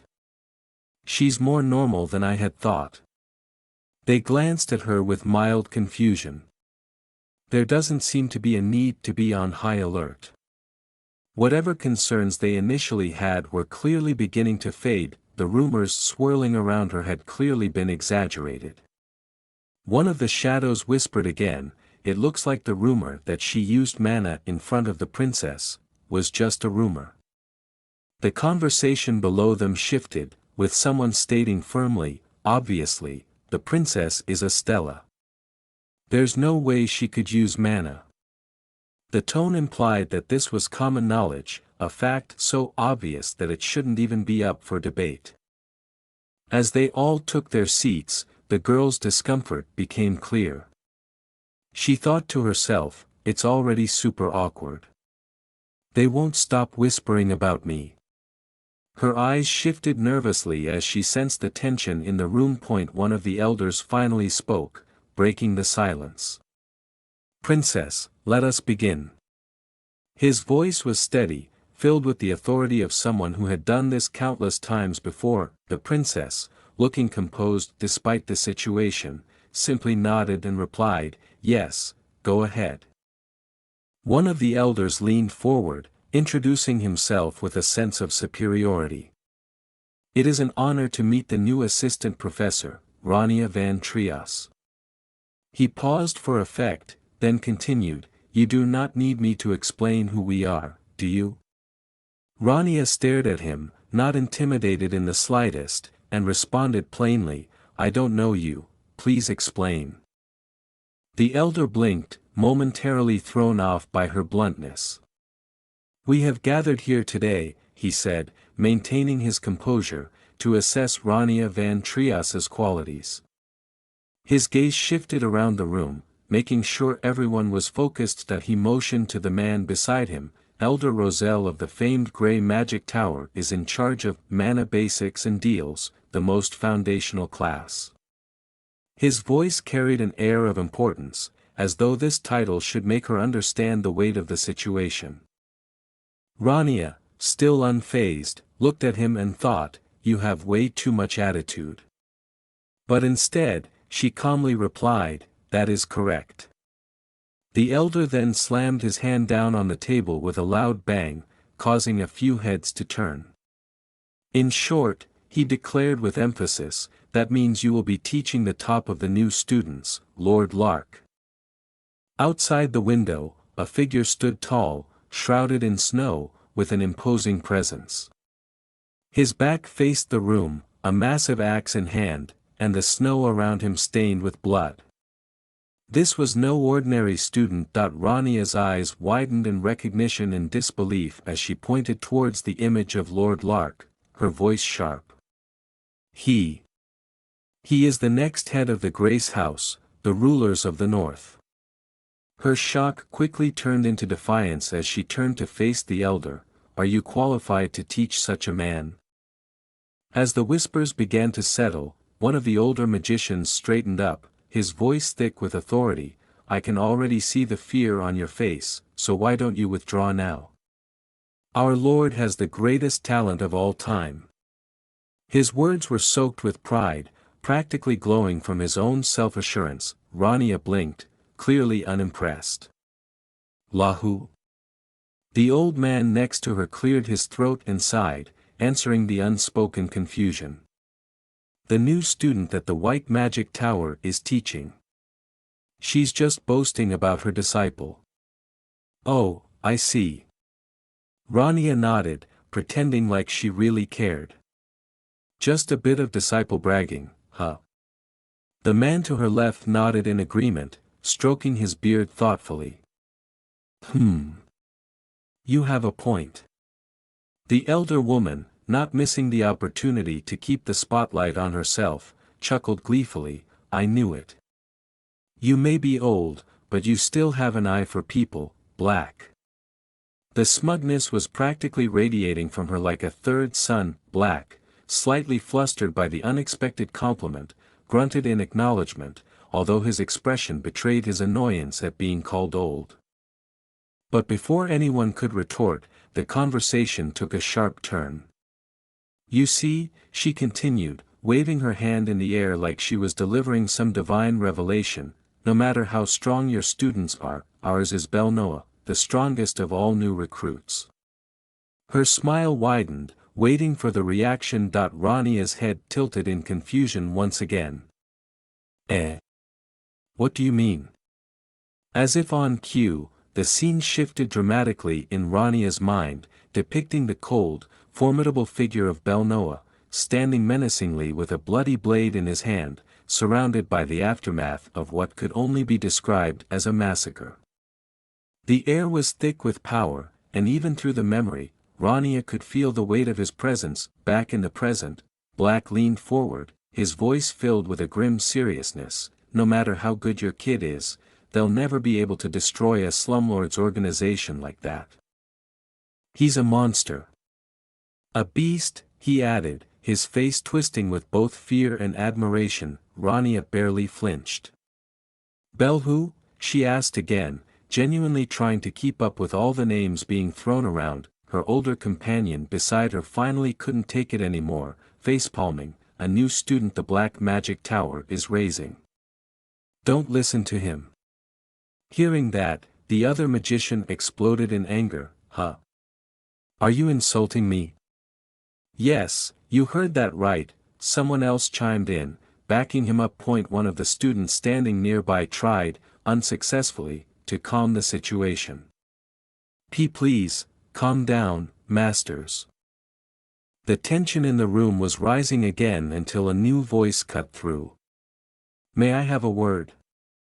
It was the elder magician who had been silent for most of the proceedings, stroking his beard in thought. The room fell silent. "I understand the feelings which all the Magic Tower masters hold toward Aplia." His words were calculated, slow, almost too diplomatic. The kind of speech that usually meant nothing would actually get resolved.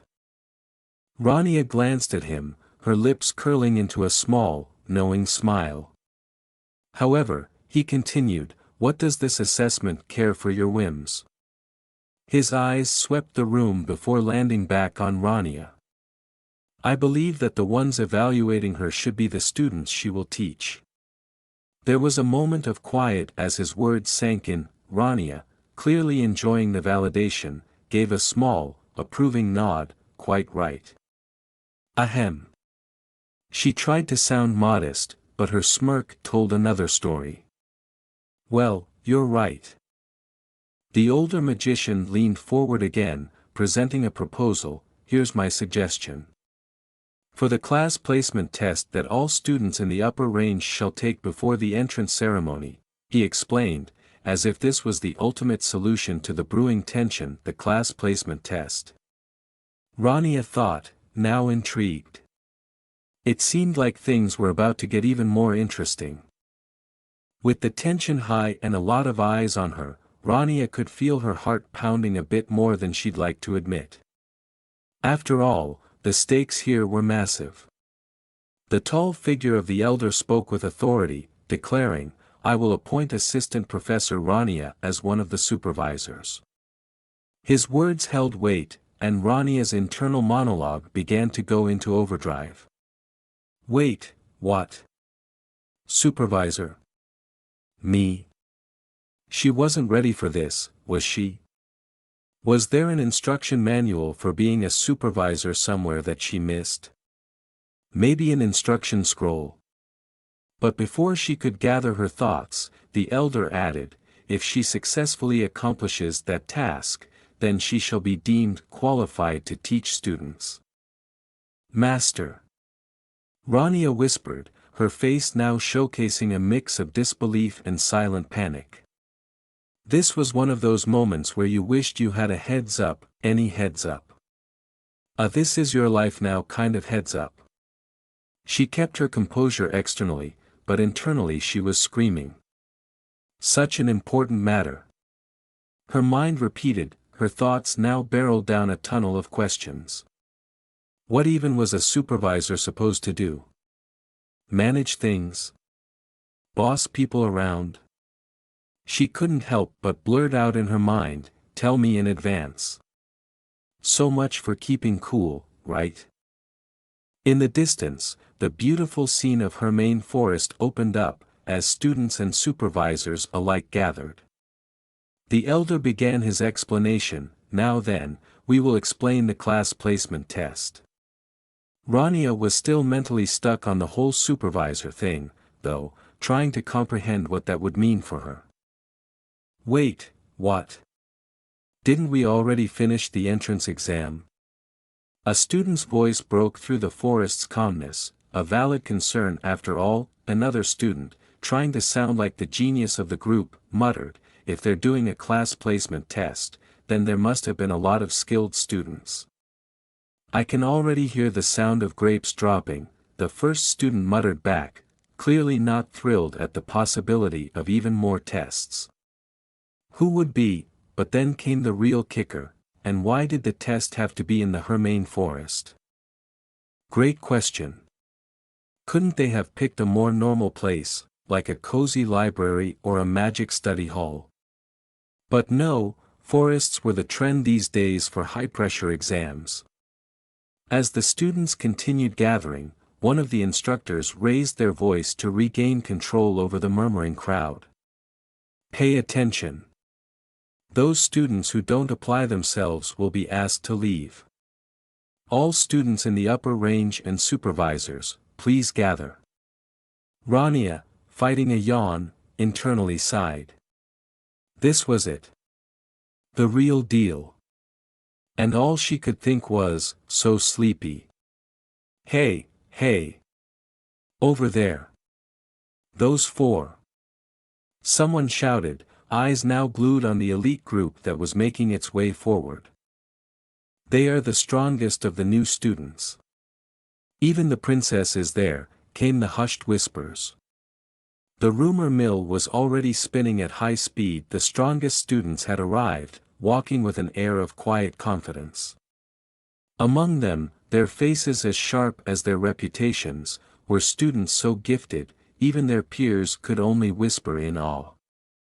They say the most powerful wizard in all of history is among them. One student muttered under their breath, why do all these monsters have to be in our generation?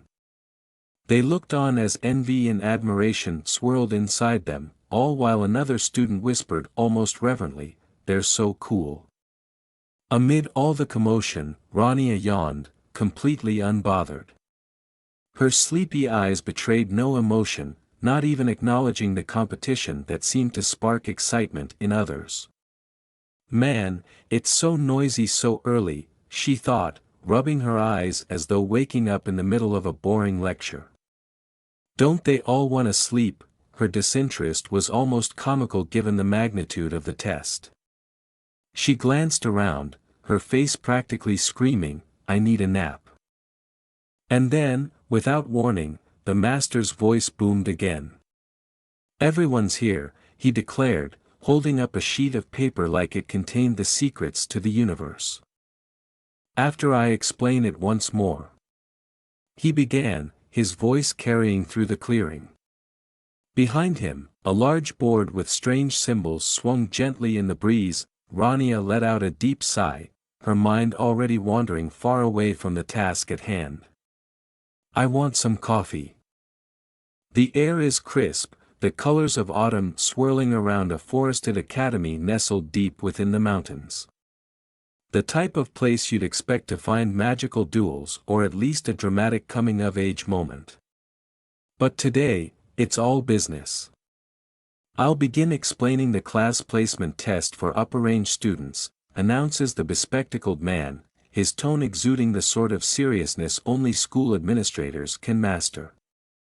He stands before a large crowd of students, all of whom are probably wondering why their futures are always decided by someone with a clipboard. The backdrop is picturesque, a stunning contrast between the vibrant fall leaves and the faraway mountains, but this man isn't here for sightseeing. No, he's here to make sure you know the exact procedure for the upcoming test. First, I'll do the introductions, he adds, as though delivering news that someone has definitely been waiting for, even though we all know no one really enjoys this part. His pen taps against the clipboard, and he gives a slight nod, as if confirming that yes, this is indeed important. The students are likely whispering among themselves, not quite ready for the serious mood that's about to hit them. Still, the introductions must be done. Tradition demands it. Department of Elemental Magic, he begins, looking as though the words have been rehearsed in front of a mirror this morning. Assistant Professor Caesar. It's at this point you wonder whether these students actually know who these professors are or if they're just good at pretending to recognize important sounding names. One thing's for sure, introductions, no matter where you are, can feel like a quiz with no answers. And this, the announcer continues, not letting anyone catch their breath, is the newly appointed assistant professor, Rania van Trias. The spotlight, figuratively, shifts to Rania, who, by the looks of it, wasn't quite expecting to be called out so soon. Her eyes widen just a touch, her silver hair catching the sunlight in a way that might distract the entire audience if they weren't too busy wondering whether they'll make it through this placement test alive. A pleasure, she begins, but the words seem to get stuck somewhere between her mind and her lips. It's not every day you get thrown into the center of attention like this, after all, and just like that, the introductions wrap up, leaving the students both enlightened and slightly unsure of what they just witnessed. Just another day in the world of magic academia. The professor stands in front of a captivated crowd of students, clipboard in hand, and glowing magical runes swirling around his fingers like he's about to drop the most important announcement of the century. But in reality, it's just another set of instructions for a class placement test. Well, to the students, it might as well be the most important test ever. Now, I'll explain how the class placement test will be carried out, he says, as if the students weren't already trembling at the mere mention of this test. The exam shall be held in the Hermain Forest, he continues, and immediately, a low murmur ripples through the crowd. Some students exchange nervous glances, probably thinking, great, a test in the middle of a forest, just what I needed today. That's Professor Roselle's assistant, whispers one student excitedly. The other nods in response, deadpan, seems so. Clearly, the gravity of the situation isn't lost on them. The professor, oblivious to the students' chatter, powers through his explanation. Students will be divided into 4 regions for the test. The magical map appears before everyone, each region lit up by a massive glowing crystal. The students' eyes widen, either from excitement or fear. Maybe both. The map feels like something out of a fantasy video game, only this time, there's no save point to help them out. In the center of each region is a magic stone, he explains, as if it were a perfectly normal thing to expect during an exam. Yup, no big deal, just some ancient magical stones that may or may not be hazardous. Totally standard. Students are nodding along, but the tension is building. You will receive points only for the amount of time you spend touching the magic stone in your region. Suddenly, this doesn't sound like a test of knowledge but more like an extreme sport. Who knew the final exam was a contact sport? But wait, there's more. Of course there's more. Defense and offense are allowed to a certain degree, the professor casually mentions, as though he's talking about a light sparring match and not the potential for magical chaos. Because nothing says educational testing like a few magical brawls, right? However, he adds, his tone growing serious, if the supervisor determines that students have gone too far, they shall intervene. Gone too far, the students wonder what exactly constitutes too far in this context. Lightning bolts? Summoning a dragon? Either way, it's clear the teachers will be watching, and probably with popcorn in hand, but then, just as they think they've heard it all, he drops the real kicker. And the most important thing, here it comes, the rule that no one's going to want to break. Please make sure you never approach the mana spring in the center of the forest. The entire group collectively holds its breath. Oh, they know why. Everyone knows why. That place is the stuff of legends, or nightmares, depending on who you ask. You all are well aware why, right? He asks, but no answer is required. The students just nod, the dark, glowing forest in the distance a reminder that some places are better left unexplored. No one in their right mind would want to get too close to the spring, unless they were feeling particularly adventurous or particularly reckless, and thus, the stakes have been set, and the students are left with a mix of anticipation, fear, and perhaps the slightest glimmer of excitement. This placement test is not just a measure of their abilities, but a trial of endurance, strategy, and, apparently, self-restraint. Rania stands there, hands folded, trying her best to maintain a composed and professional look. But her expression can't quite hide the confusion bubbling beneath the surface. She tilts her head ever so slightly, the gears turning in her mind as she gathers the courage to speak up. "What is it?" she asks, cutting through the tension with the simple question, her voice calm, but you can tell she's bracing herself for something unexpected. The professor turns to her with a casual nonchalance that suggests he's about to drop some information that is both obvious and baffling at the same time. Then why go to the trouble to take the test here? Good question, Rania thinks, blinking slowly as she processes the moment. Wait, what? There's a pause, her eyes narrowing in subtle confusion as if the professor just revealed the answer to a puzzle she didn't even know she was solving. The professor taps his chin thoughtfully, a classic gesture of someone who realizes they might have skipped a crucial step in explaining something important. "Ah, now that I think of it," he trails off, looking as if the revelation just hit him like a magical scroll to the face. "We haven't determined which region Assistant Professor Rania will supervise." "Oh, great," Rania thinks, holding back a sigh. She had a feeling she was being overlooked, but now it's confirmed. She barely manages to keep her expression neutral, though a tiny flicker of exasperation crosses her face for a split second. Would have been nice to know that earlier. The professor, blissfully unaware of the storm brewing beneath Rania's calm demeanor, carries on as if assigning regions is just another routine part of his day.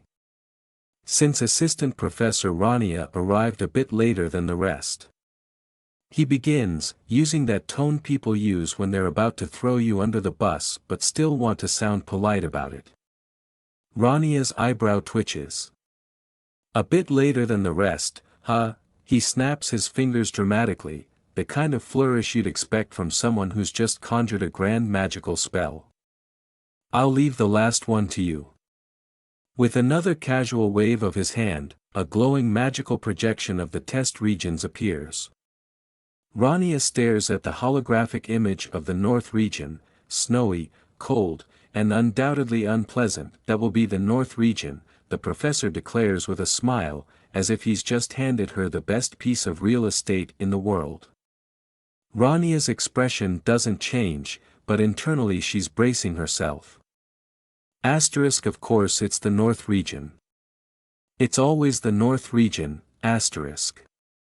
The professor, standing tall and confident, crosses his arms with a smile that says, "I've got this under control." He peers at Rania with a calm, almost too relaxed expression.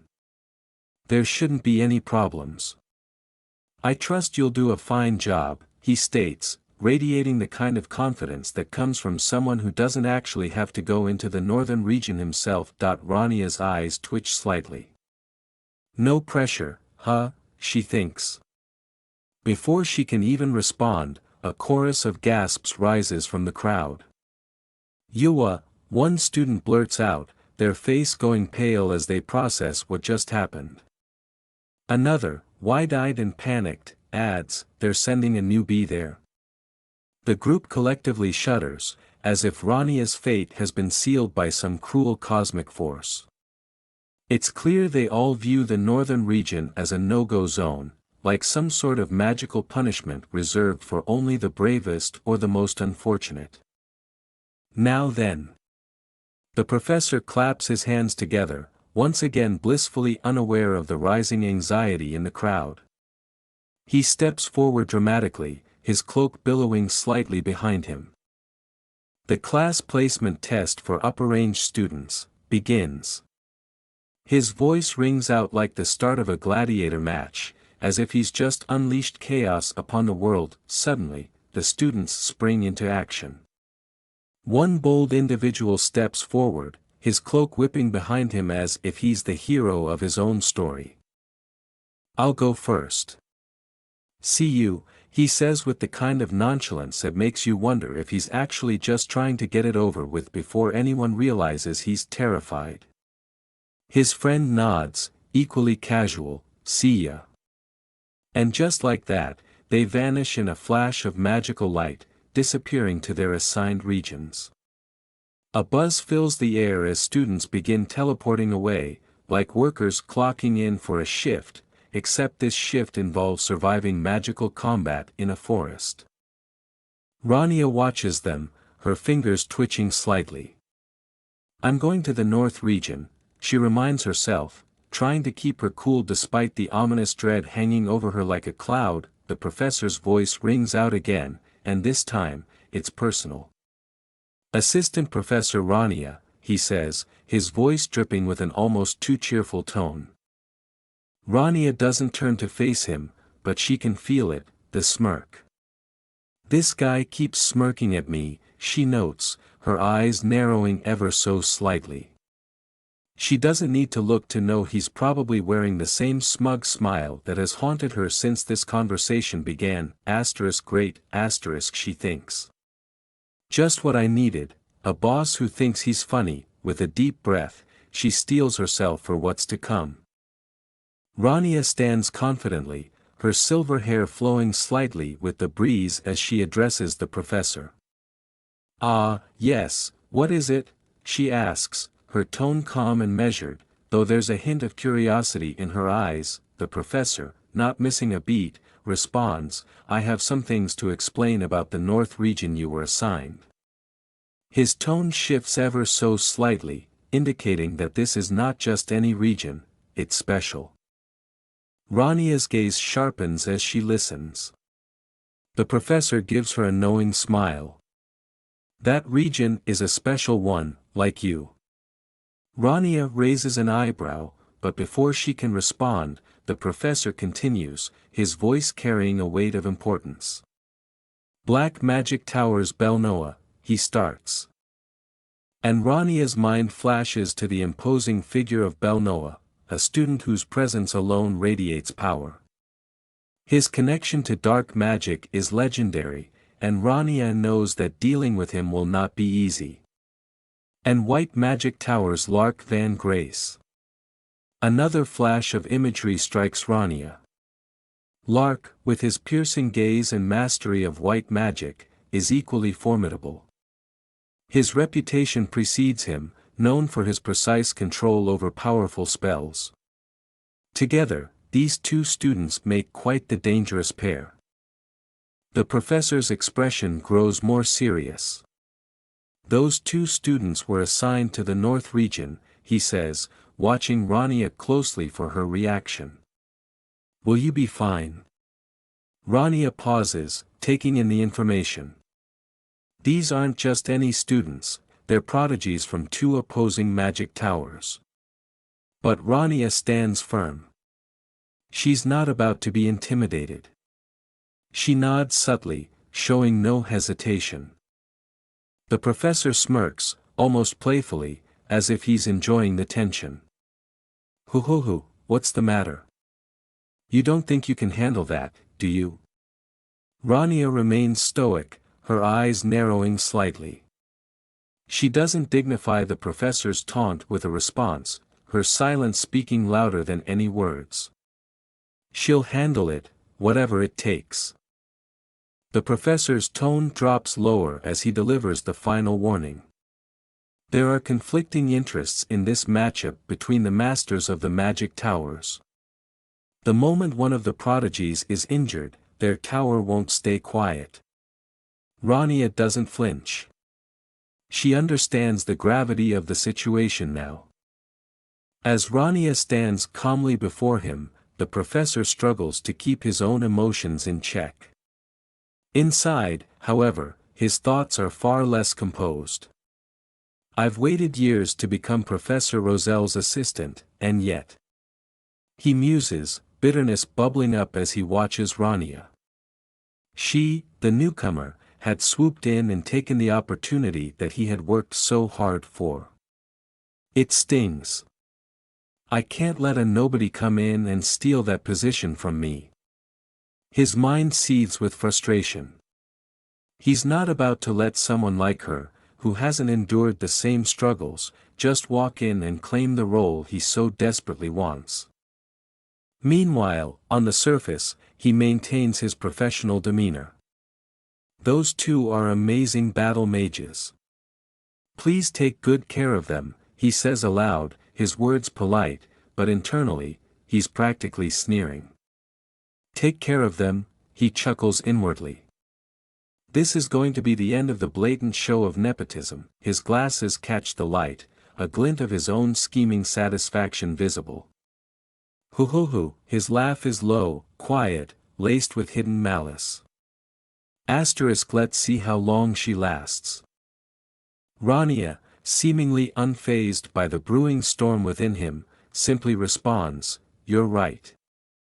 She meets his gaze, calm and resolute, as if his attempts to intimidate her mean nothing. Then, she turns, her movements composed, as if she's already dismissed him from her mind. Then, "I'll be going," she says, leaving him behind.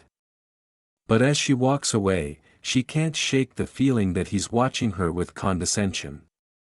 I feel like he's looking down on me so hard, she thinks, though she doesn't let it bother her. She knows her path, and no bitter colleague is going to derail her now.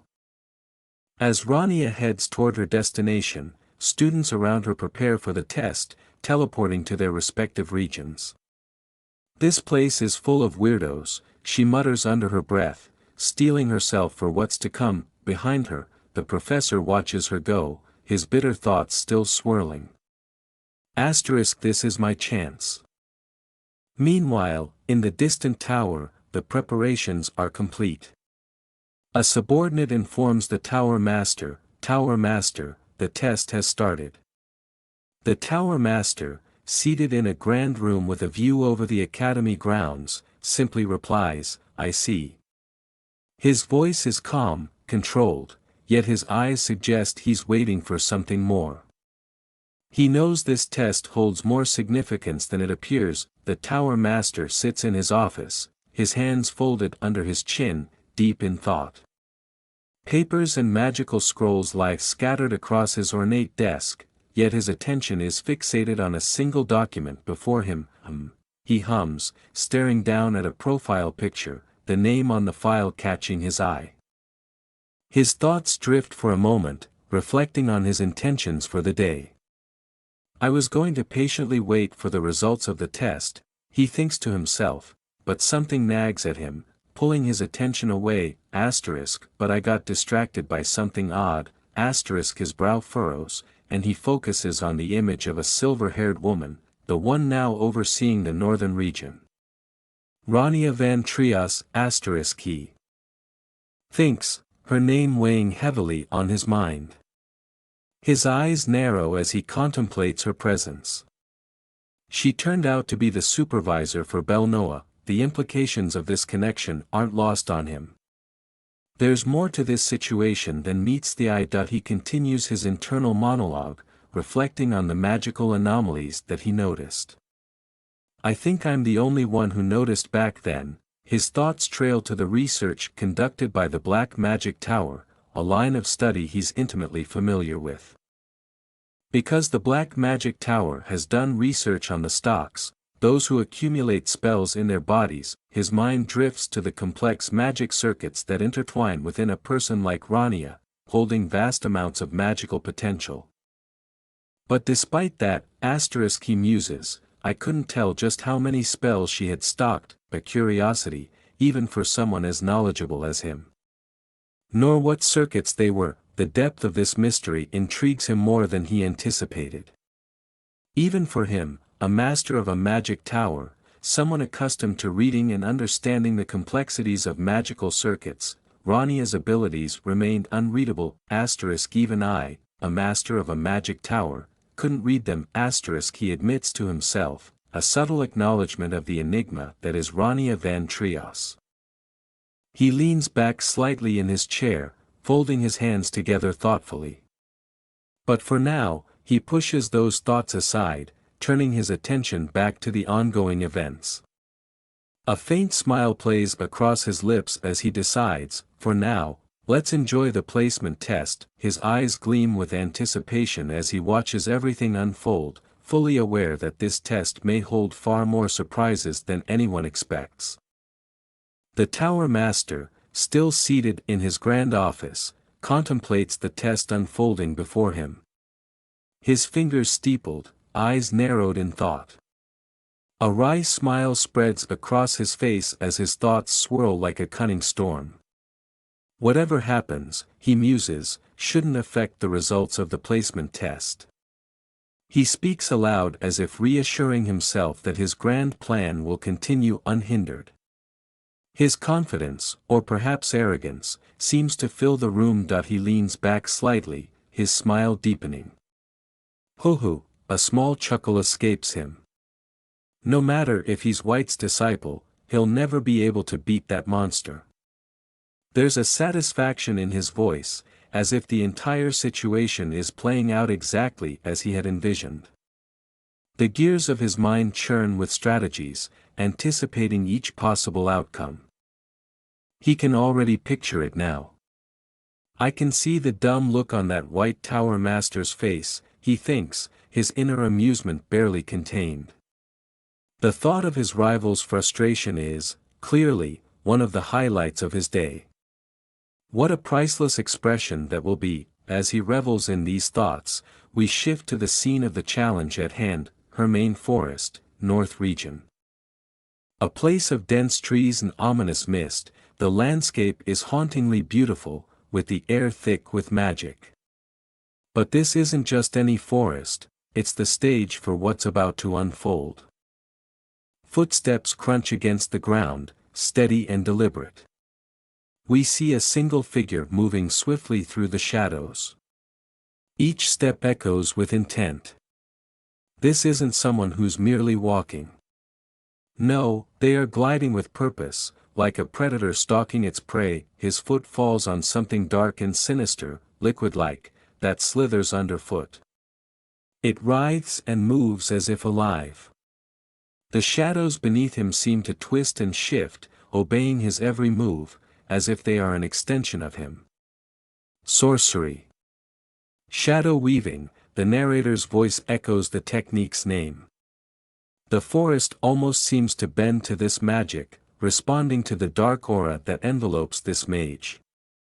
Then we see him, Belnoa, the black magic prodigy, suspended just above the ground, cloaked in the shadows he commands so effortlessly.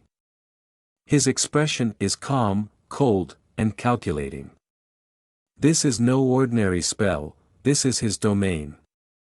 The dark energy surrounding him hums with power, as if the forest itself has come alive under his influence. The tension rises as the shadows writhe beneath him, waiting for his command, ready to strike at a moment's notice. Whatever challenge lies ahead, Belnoa looks ready, no, more than ready, he looks like he owns the battlefield. The forest is eerily quiet, save for the faint crunching of footsteps against the forest floor. A lone figure strides through the trees, his cloak swaying lightly behind him. The trees around him seem to whisper secrets in the breeze, but Lark Van Grace isn't listening. His eyes are sharp, focused, his senses attuned to his surroundings. Is he the guy that Old Black was talking about? Lark's thoughts race as he moves forward, but his expression remains cool and unreadable. His mind flashes back to the words of his mentor, and a sense of anticipation fills the air. There's no time for doubt. Meanwhile, deeper in the shadows, Belnoa stands with a quiet intensity, his figure shrouded in darkness. His mind echoes with the voice of his mentor, the one who had trained him, guided him, and molded him into the force he is now. Did you get it, Belnoa? The words from his mentor resurface, taunting him from the recesses of his memory. Show them you're better than that disciple of the White Tower. Belnoa's crimson eyes flash briefly, a glint of determination hidden behind his calm facade. This is no different from the requests I always take. He tightens his grip on his staff, ready to prove himself, ready to show them all who he truly is. The tension in the forest is thick, as though the trees themselves are holding their breath. Lark's eyes scan his surroundings, unyielding. Then, his gaze locks onto something in the shadows, something that feels different. Lark's eyes narrow, his instincts kicking in. He doesn't hesitate.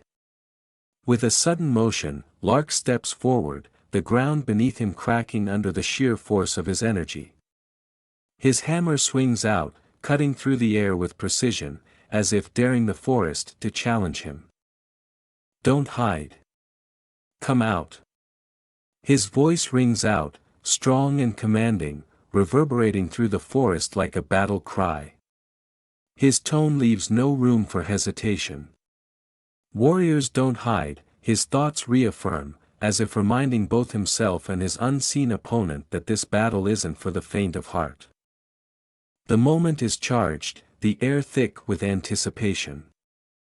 Both mages, now locked in an inevitable confrontation, are ready to clash, their abilities and pride on the line.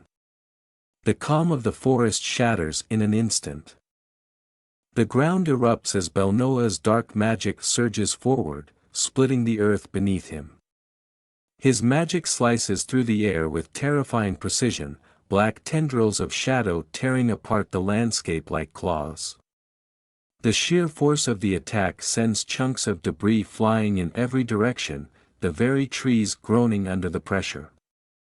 But Lark Van Grace isn't one to be caught off guard. As the wave of destruction charges toward him, Lark's body moves with speed and precision, sidestepping just as the shadow tendrils come crashing down. His expression doesn't waver. This isn't his first time facing overwhelming power. Belnoa's magic lunges again, black and crimson energy swirling in deadly arcs. With a swing of his arm, Belnoa unleashes another blast, and this time, it aims directly for Lark's chest. But Lark's sharp instincts kick in again, his hammer flashing with brilliant blue energy as he counters the attack. The impact sends sparks flying, the dark and light magic colliding in an explosive clash. The forest trembles from the sheer force of their exchange. Belnoa, eyes narrowed and focused, doesn't relent. His attack strikes with the precision of someone who has done this countless times before. He's used to battles like this, used to overpowering his enemies, yet, Lark isn't the kind to be easily overwhelmed. His feet slide slightly, barely leaving marks in the dirt, but he holds his ground firmly. His hammer swings with the power of a seasoned warrior, deflecting Belnoa's shadow tendrils with practiced ease, but it's not easy. Suddenly, one of Belnoa's attacks slips through, striking Lark's side. "Ngh," he grunts, feeling the weight of the blow, his body momentarily thrown off balance. The sharp sting of the magic pulses through his veins, but Lark's eyes remain focused that he quickly regains his stance, his feet digging into the dirt as he prepares for the next move. This isn't a fight that either of them can take lightly, there's too much at stake. Both mages, powerful in their own right, face each other with a mixture of respect and determination. Each one knows that the next strike could determine the course of the battle. The air is thick with tension, the clash between dark and light magic sending ripples through the forest around them. Belnoa braces himself as the impact from Lark's previous attack reverberates through his body. His eyes narrow as he steadies his footing, the weight of Lark's strike heavier than he anticipated. "It's heavier than I thought," he thinks, realizing the full force behind Lark's movements. Just as he starts to recover, Lark vanishes from his sight in the blink of an eye. Belnoa's eyes widen in surprise. "Huh?"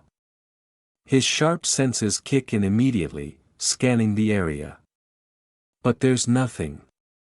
No sign of Lark. He's gone. Belnoa's mind races. Where did he whips his head around, eyes darting to every possible direction, but Lark is nowhere to be seen. The realization hits him quickly. He really does look like a battle mage. Belnoa's thoughts carry a grudging respect, but the tension in the air remains thick as ever. He can't afford to lose focus now. Then, without warning, Lark reappears. "Haste. Wait." Lark's voice is low and controlled as he mutters the spell, his hammer now glowing with enhanced speed and density. His movements are lightning fast, almost impossible to track with the naked eye. Belnoa barely has time to react before Lark comes crashing down from above, his hammer swinging with deadly precision. The weight of the strike, combined with his magical enhancement, sends shockwaves through the air. The ground cracks and shudders under the pressure as Lark's weapon moves with terrifying force. Belnoa grits his teeth, summoning his dark magic in response. His shadowy tendrils lash out, ready to meet Lark's attack head-on. But the sheer force of Lark's hammer sends ripples through his defenses, the clash of magic and weaponry sending sparks flying in every direction. Their powers collide, dark magic against battle-hardened strength, each strike echoing through the forest as the two mages refuse to give an inch. The energy around them crackles as if the air itself can barely contain their power. Lark's hammer strikes the ground with a thunderous force, the impact sending shockwaves through the earth as debris scatters in every direction. The sheer intensity of the attack reverberates through the forest, and for a split second, it seems like Lark has the upper hand, but Belnoa, crouched and focused, remains undeterred. "Shit," he mutters under his breath, his sharp eyes locked onto Lark's imposing figure. "I guess that story about tearing a troll to shreds wasn't just a rumor." Belnoa's mind races. It's gonna be hard to win in a head-on fight. He quickly assesses the situation, knowing full well that brute force isn't his forte. Lark's strength is undeniable, and he knows this battle requires more than just sheer power. But then, a flicker of determination lights up in Belnoa's eyes. "But it's not like I've already lost." His thoughts echo his resolve as he begins to formulate a plan, knowing that he'll need to be smart about his next move. There's no backing down now. Belnoa extends his hand, his expression hardening with focus. Dark, crimson energy swirls around his fingertips, as he prepares for a counterattack that might just shift the tide of battle. His lips move silently as he casts his next spell, the shadows around him twisting with malevolent energy. "Offering," he whispers, his hand moving in a swift, deliberate motion. The air thickens with dark magic as Belnoa taps into his deeper powers. Suddenly, the ground beneath him cracks open, and from the depths, black tendrils of shadow erupt, spiraling into the sky with terrifying speed. The forest groans under the strain as the dark energy surges forward like a tidal wave, crashing toward Lark with deadly intent. The shadows pulse, almost as if they're alive, responding to Belnoa's command with a vicious hunger.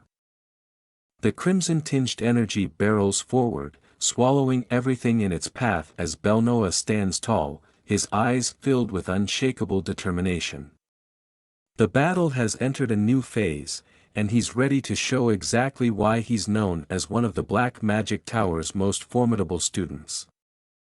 Rania crouches high up in the trees, observing the unfolding battle with a mix of curiosity and mild amusement.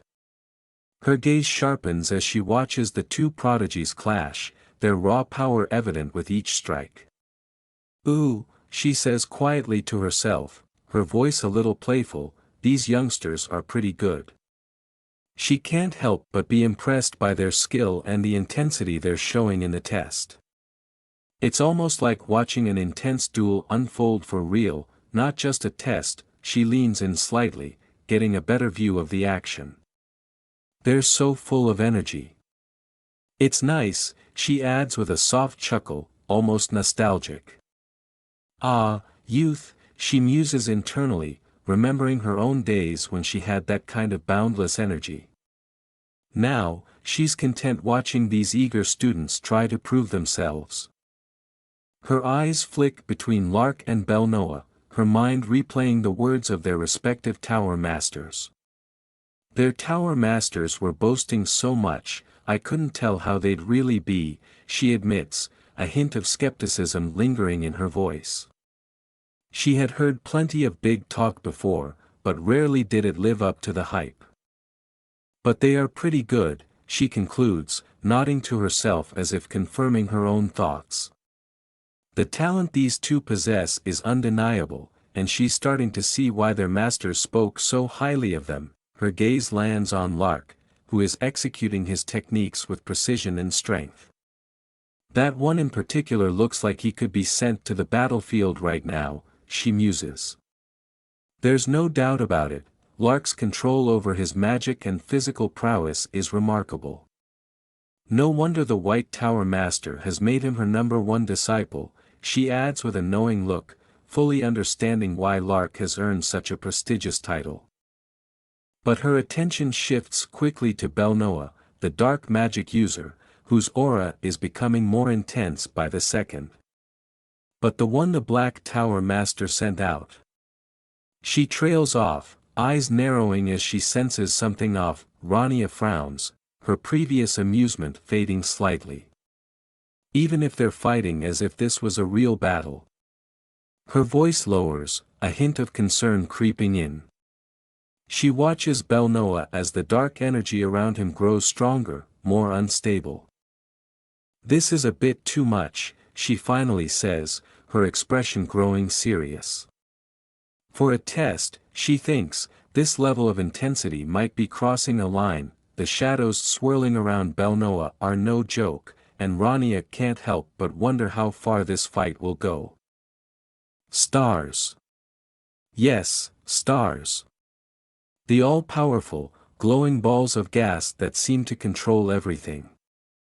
Not just for astronomy anymore, they are the so-called truth, they are this world in all its glory. Because nothing says truth and glory like distant burning spheres. Forget life lessons or self-discovery, the stars have you covered. The stars provide wizards their power according to the price they pay. You want magical powers? Better be ready to cough up something valuable, your lunch money, perhaps. The stars don't give discounts. And the foundation of this exchange is. Alright, here comes the big reveal. What are we trading for all this cosmic power? Gold? Good vibes? The divine scale. Oh, of course. The divine scale. Because nothing screams cosmic justice like a scale that judges your life choices.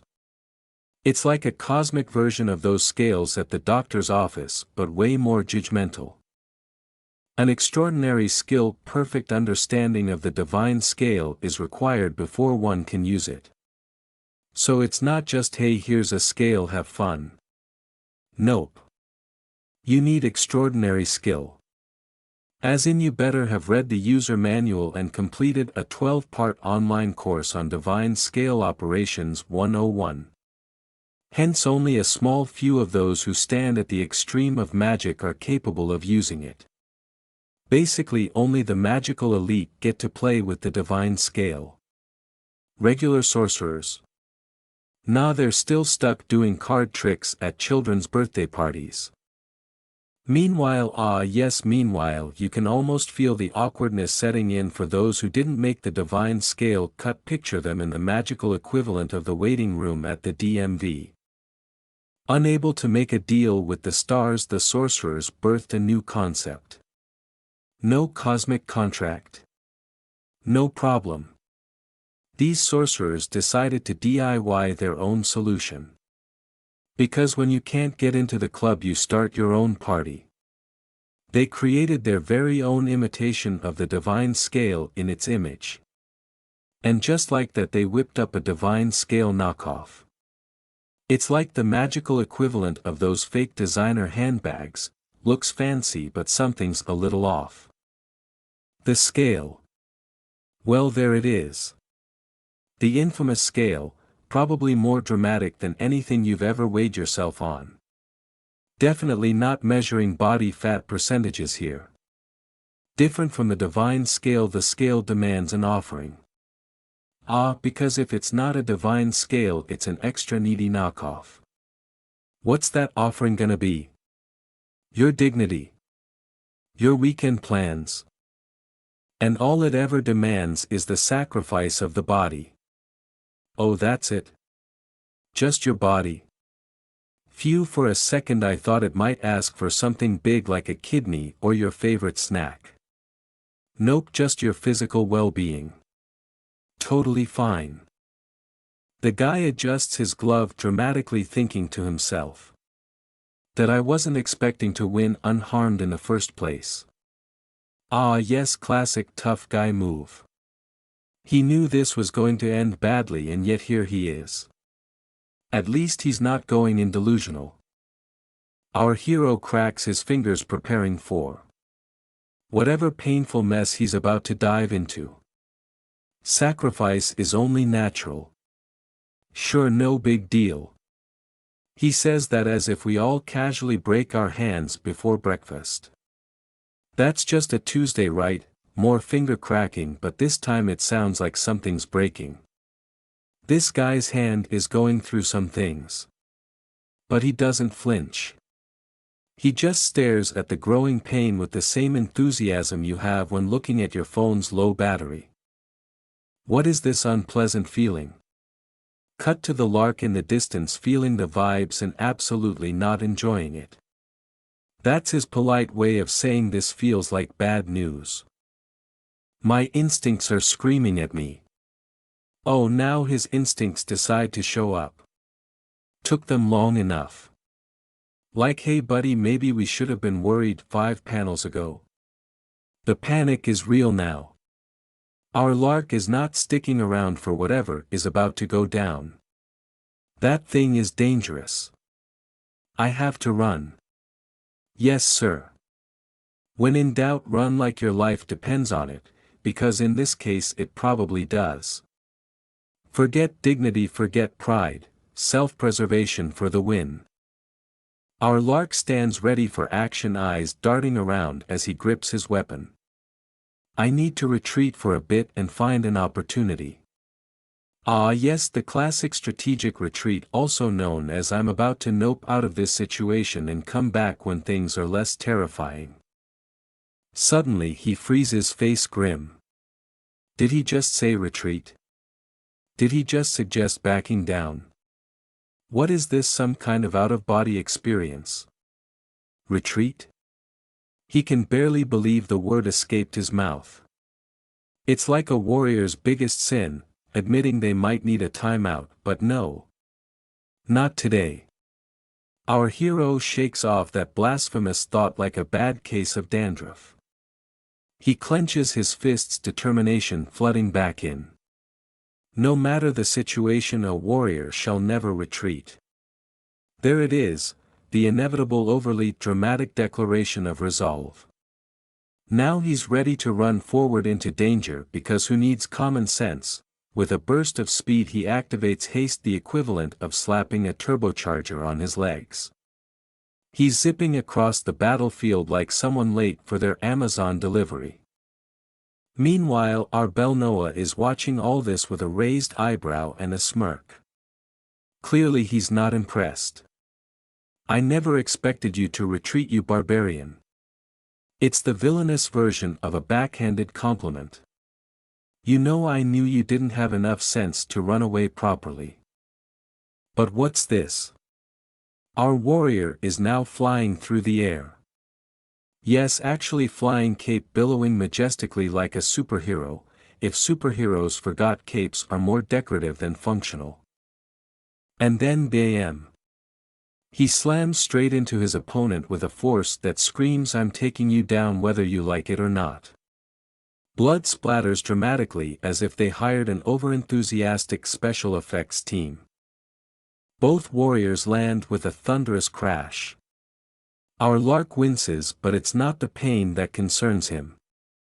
Nope, it's the fact that something feels off. Something about you clearly changed. He exclaims as if his opponent just swapped from decaf to double shot espresso. But your majesties can't possibly be normal. Well, when someone's majesty is clearly up to something sketchy, calling them normal is off the table. Our Belnoa stares with fierce determination, looking like someone who's just been insulted by the last person on earth they wanted an opinion from. Normal? Who are you to dictate what is normal? Yeah, pal. Who needs your normal?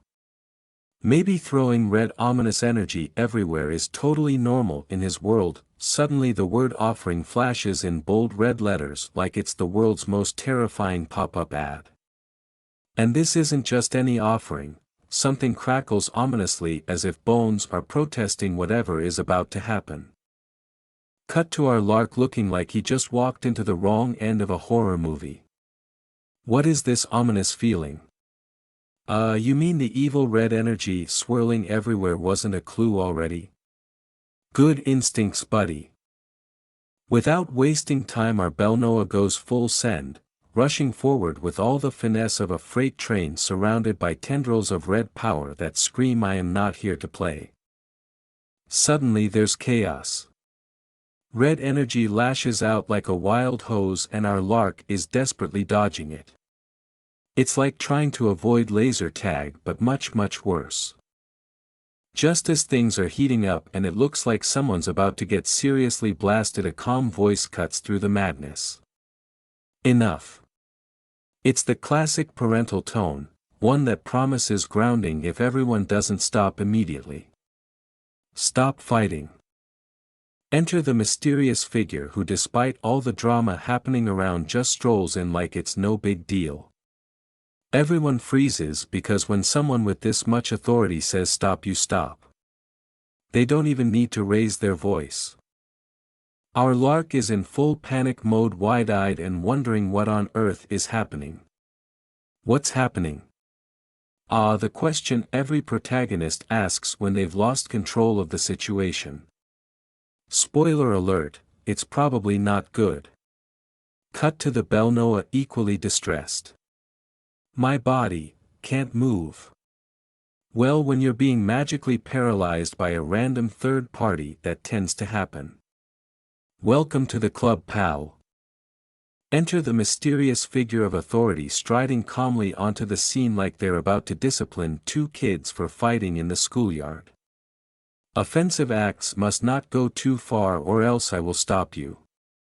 Translation: you both need to chill out before I put you in a timeout.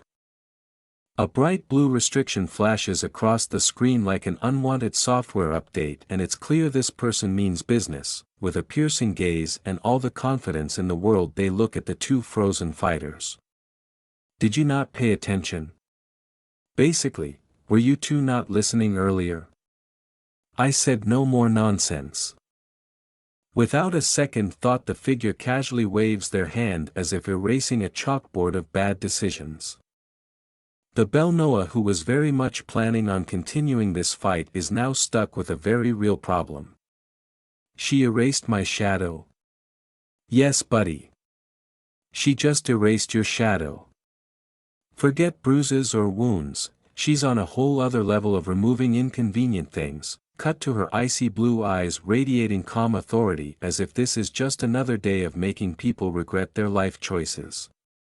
You can almost hear her thinking, really? This is all you got? Our mysterious silver-haired figure looks down with the confidence of someone who knows they've already won the argument before it even started. For now I should treat you. I'll start with your hand. Oh, how nice. She's offering treatment, but we all know this isn't a spa day. When someone this calm offers treatment, it's never a good sign. Meanwhile, our Belnoa is on the verge of panic. His hand is shaking and not in the "I had too much coffee" kind of way. The ominous red energy that surrounded his hand is dissipating and he looks like someone who's just realized their phone battery is at 1%. What's happening? Well, buddy, it looks like you're about to get schooled. She hijacked my deal with the scale and invalidated it. Wait, what? She's out here canceling magical contracts like she's customer support. And he's left wondering if there's a refund policy on this. How is that even possible? That's the question of the day. You thought you were the big bad villain and now you're stuck in the magical equivalent of a software crash. Better reboot, buddy. The camera zooms in on our silver-haired mystery woman looking like she just walked out of a shampoo commercial. Wind blowing through her hair, face full of righteous authority. She's not even trying and everyone else is already sweating. Who the hell is she? That's a great question and one everyone probably should have asked before trying to fight her. A moment of clarity. The battle is over. Defeat settles in like a heavy weight on our Belnoa's shoulders. He sighs, accepting his fate. I lost. Well, at least he's honest about it. That's step one in the recovery process, admitting you've been thoroughly owned. The lark, looking like he's having the worst self-reflection moment of his life, clenches his fist. I was convinced I couldn't run. This is the moment he realizes, stubbornness isn't always a great battle strategy. Maybe listening to your instincts isn't such a bad idea after all. He looks over to his Belnoa, finally ready to admit defeat but not without explaining his convoluted plan first. So I was thinking that if I could destroy your arm, your shadow would multiply from there. Buddy, that was your grand plan? Destroying arms? This is like the villain equivalent of overcomplicating things for no reason. His Belnoa looks on, not entirely convinced, but plays along. Even without your arm, your shadow, while VE persisted. No. Lark said. You got it right. Bell sigh, happy that the duel is already done. But is it too soon to celebrate? Finally, with a deep sigh, the lark admits what everyone already knows. Then that would be my defeat. I admit it. I lost. You can practically hear the sound of his pride deflating like a balloon. At least he's taking it like a champ, sort of. But hold up. He has a bigger concern now. More importantly. And now we get to the real issue at hand. Is every professor as strong as her? He looks over at the silver-haired woman, clearly shaken by how casually she wiped the floor with both of them. His real problem isn't the fight, it's the idea that everyone at this academy might be this terrifying. The other guy's also trying to process it, staring at the professor like she's some kind of mythical creature. I still can't believe she managed to seize this region while we're both at full power. Yeah, that's called being outclassed, guys. Welcome to the realization that you're not the main character in this story. Cut to the professor standing there like she just finished grading a really disappointing test. Ha, what a pain. You can almost hear her thinking, ugh, why do I have to deal with these amateurs? Why are two high-leveled individuals assigned to the same region? She's not impressed. It's like someone sent her two strong but clueless students who didn't read the syllabus. Does the academy need to get rid of one of them or something? She's genuinely wondering why she's babysitting two overpowered children who don't seem to know how to play nice. The camera zooms in on her as she thinks I'm pretty sure both of them are worthy of being taught. Yeah, she'll teach them. Just not in the way they're expecting. This is going to be a tough love kind of lesson. Our two warriors glance at each other completely confused.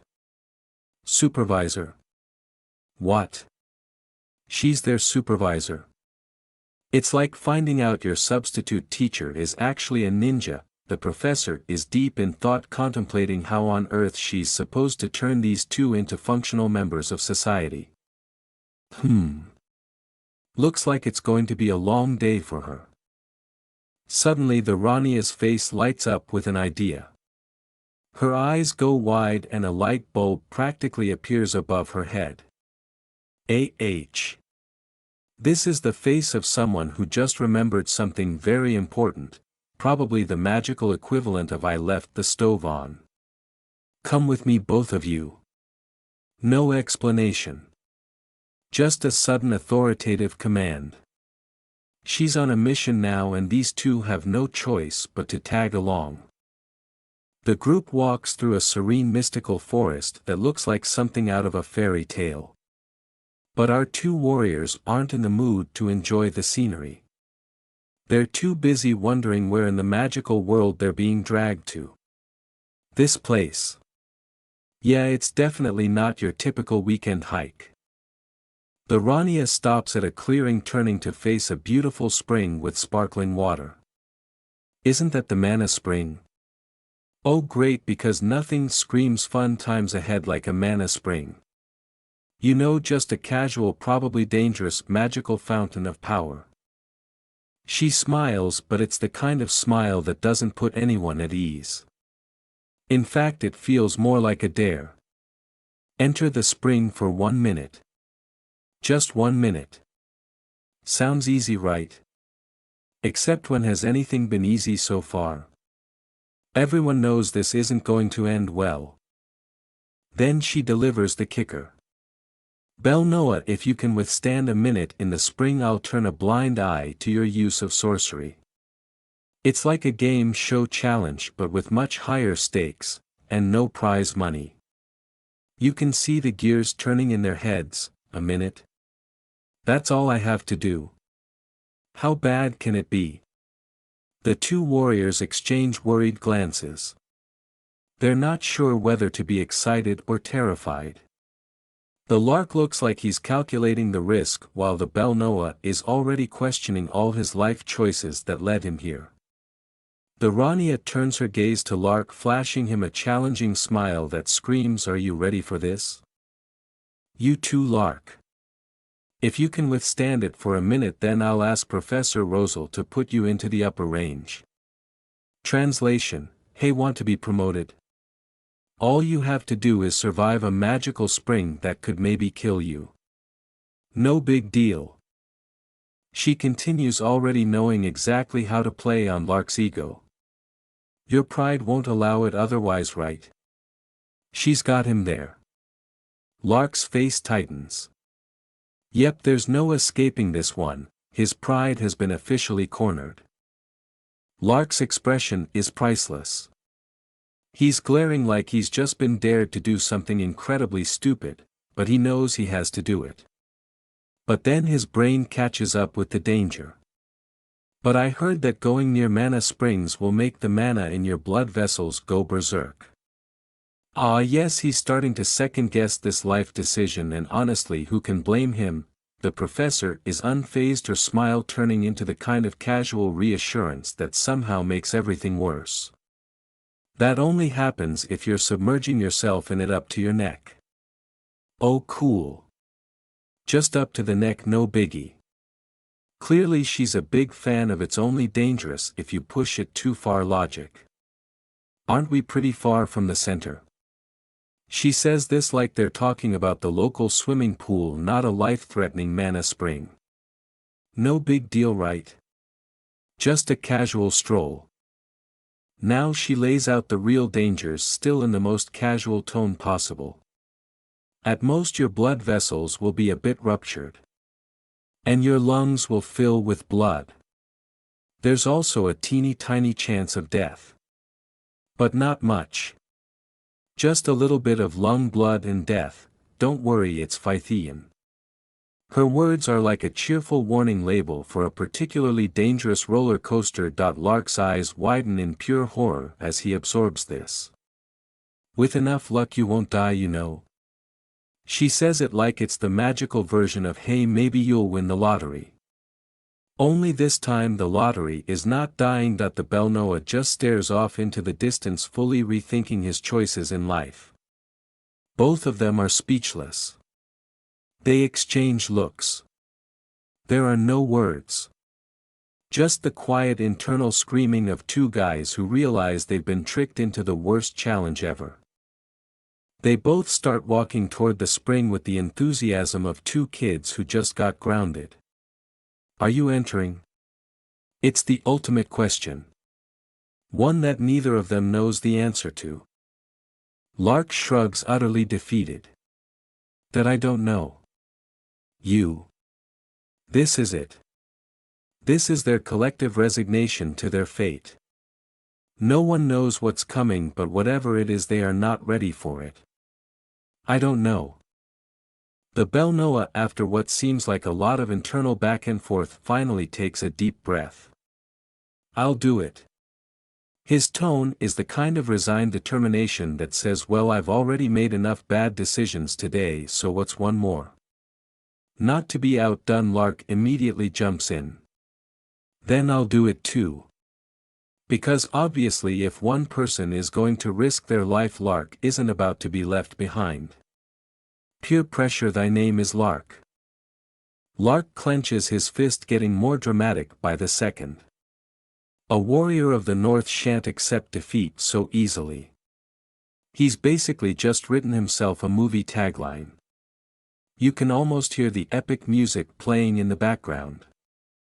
He flashes a confident smile like he's trying to psych himself up, but his Belnoa is clearly not buying it. However, that doesn't mean he should accept being bested. Lark is giving himself a pep talk, but his companion's face says, yeah sure, whatever you say, buddy. The Belnoa just rolls his eyes, completely unimpressed. Yeah, whatever. You can feel his energy shift to just let's get this over with before I regret even agreeing. The group stands before the mana spring, their serious expressions totally at odds with the colorful picturesque setting. Okay, let's get started. The professor gives the green light, and you can tell she's trying not to grin too widely. This is definitely more fun for her than it is for them. They dip their toes into the water. Lark is visibly bracing himself, but... Wait, this isn't so bad. Is it possible the professor was bluffing about the whole blood vessels rupturing thing? Lark turns to his friend, starting to feel a little smug. It's easier than I thought. Oh no, he's getting confident. That's never a good sign. But before he can finish basking in his victory, we see the dreaded countdown. 1. And suddenly their faces change from mild relief to absolute horror. The real effects are kicking in, and it's not pretty. The Belnoa is immediately in full panic mode, clutching his throat like he's just taken a deep dive into the worst pool ever. What's happening? I can't breathe. Yep, welcome to the effects of mana spring water. It's not exactly the spa day you were hoping for, huh? Lark is no better off, clenching his fist as veins pop in his neck. Both of them look like they're fighting for their lives. Forget easy, this is straight up torture. The professor, standing perfectly calm in the background, is just watching them struggle like this is a normal Tuesday. The countdown continues ominously. 2. 3.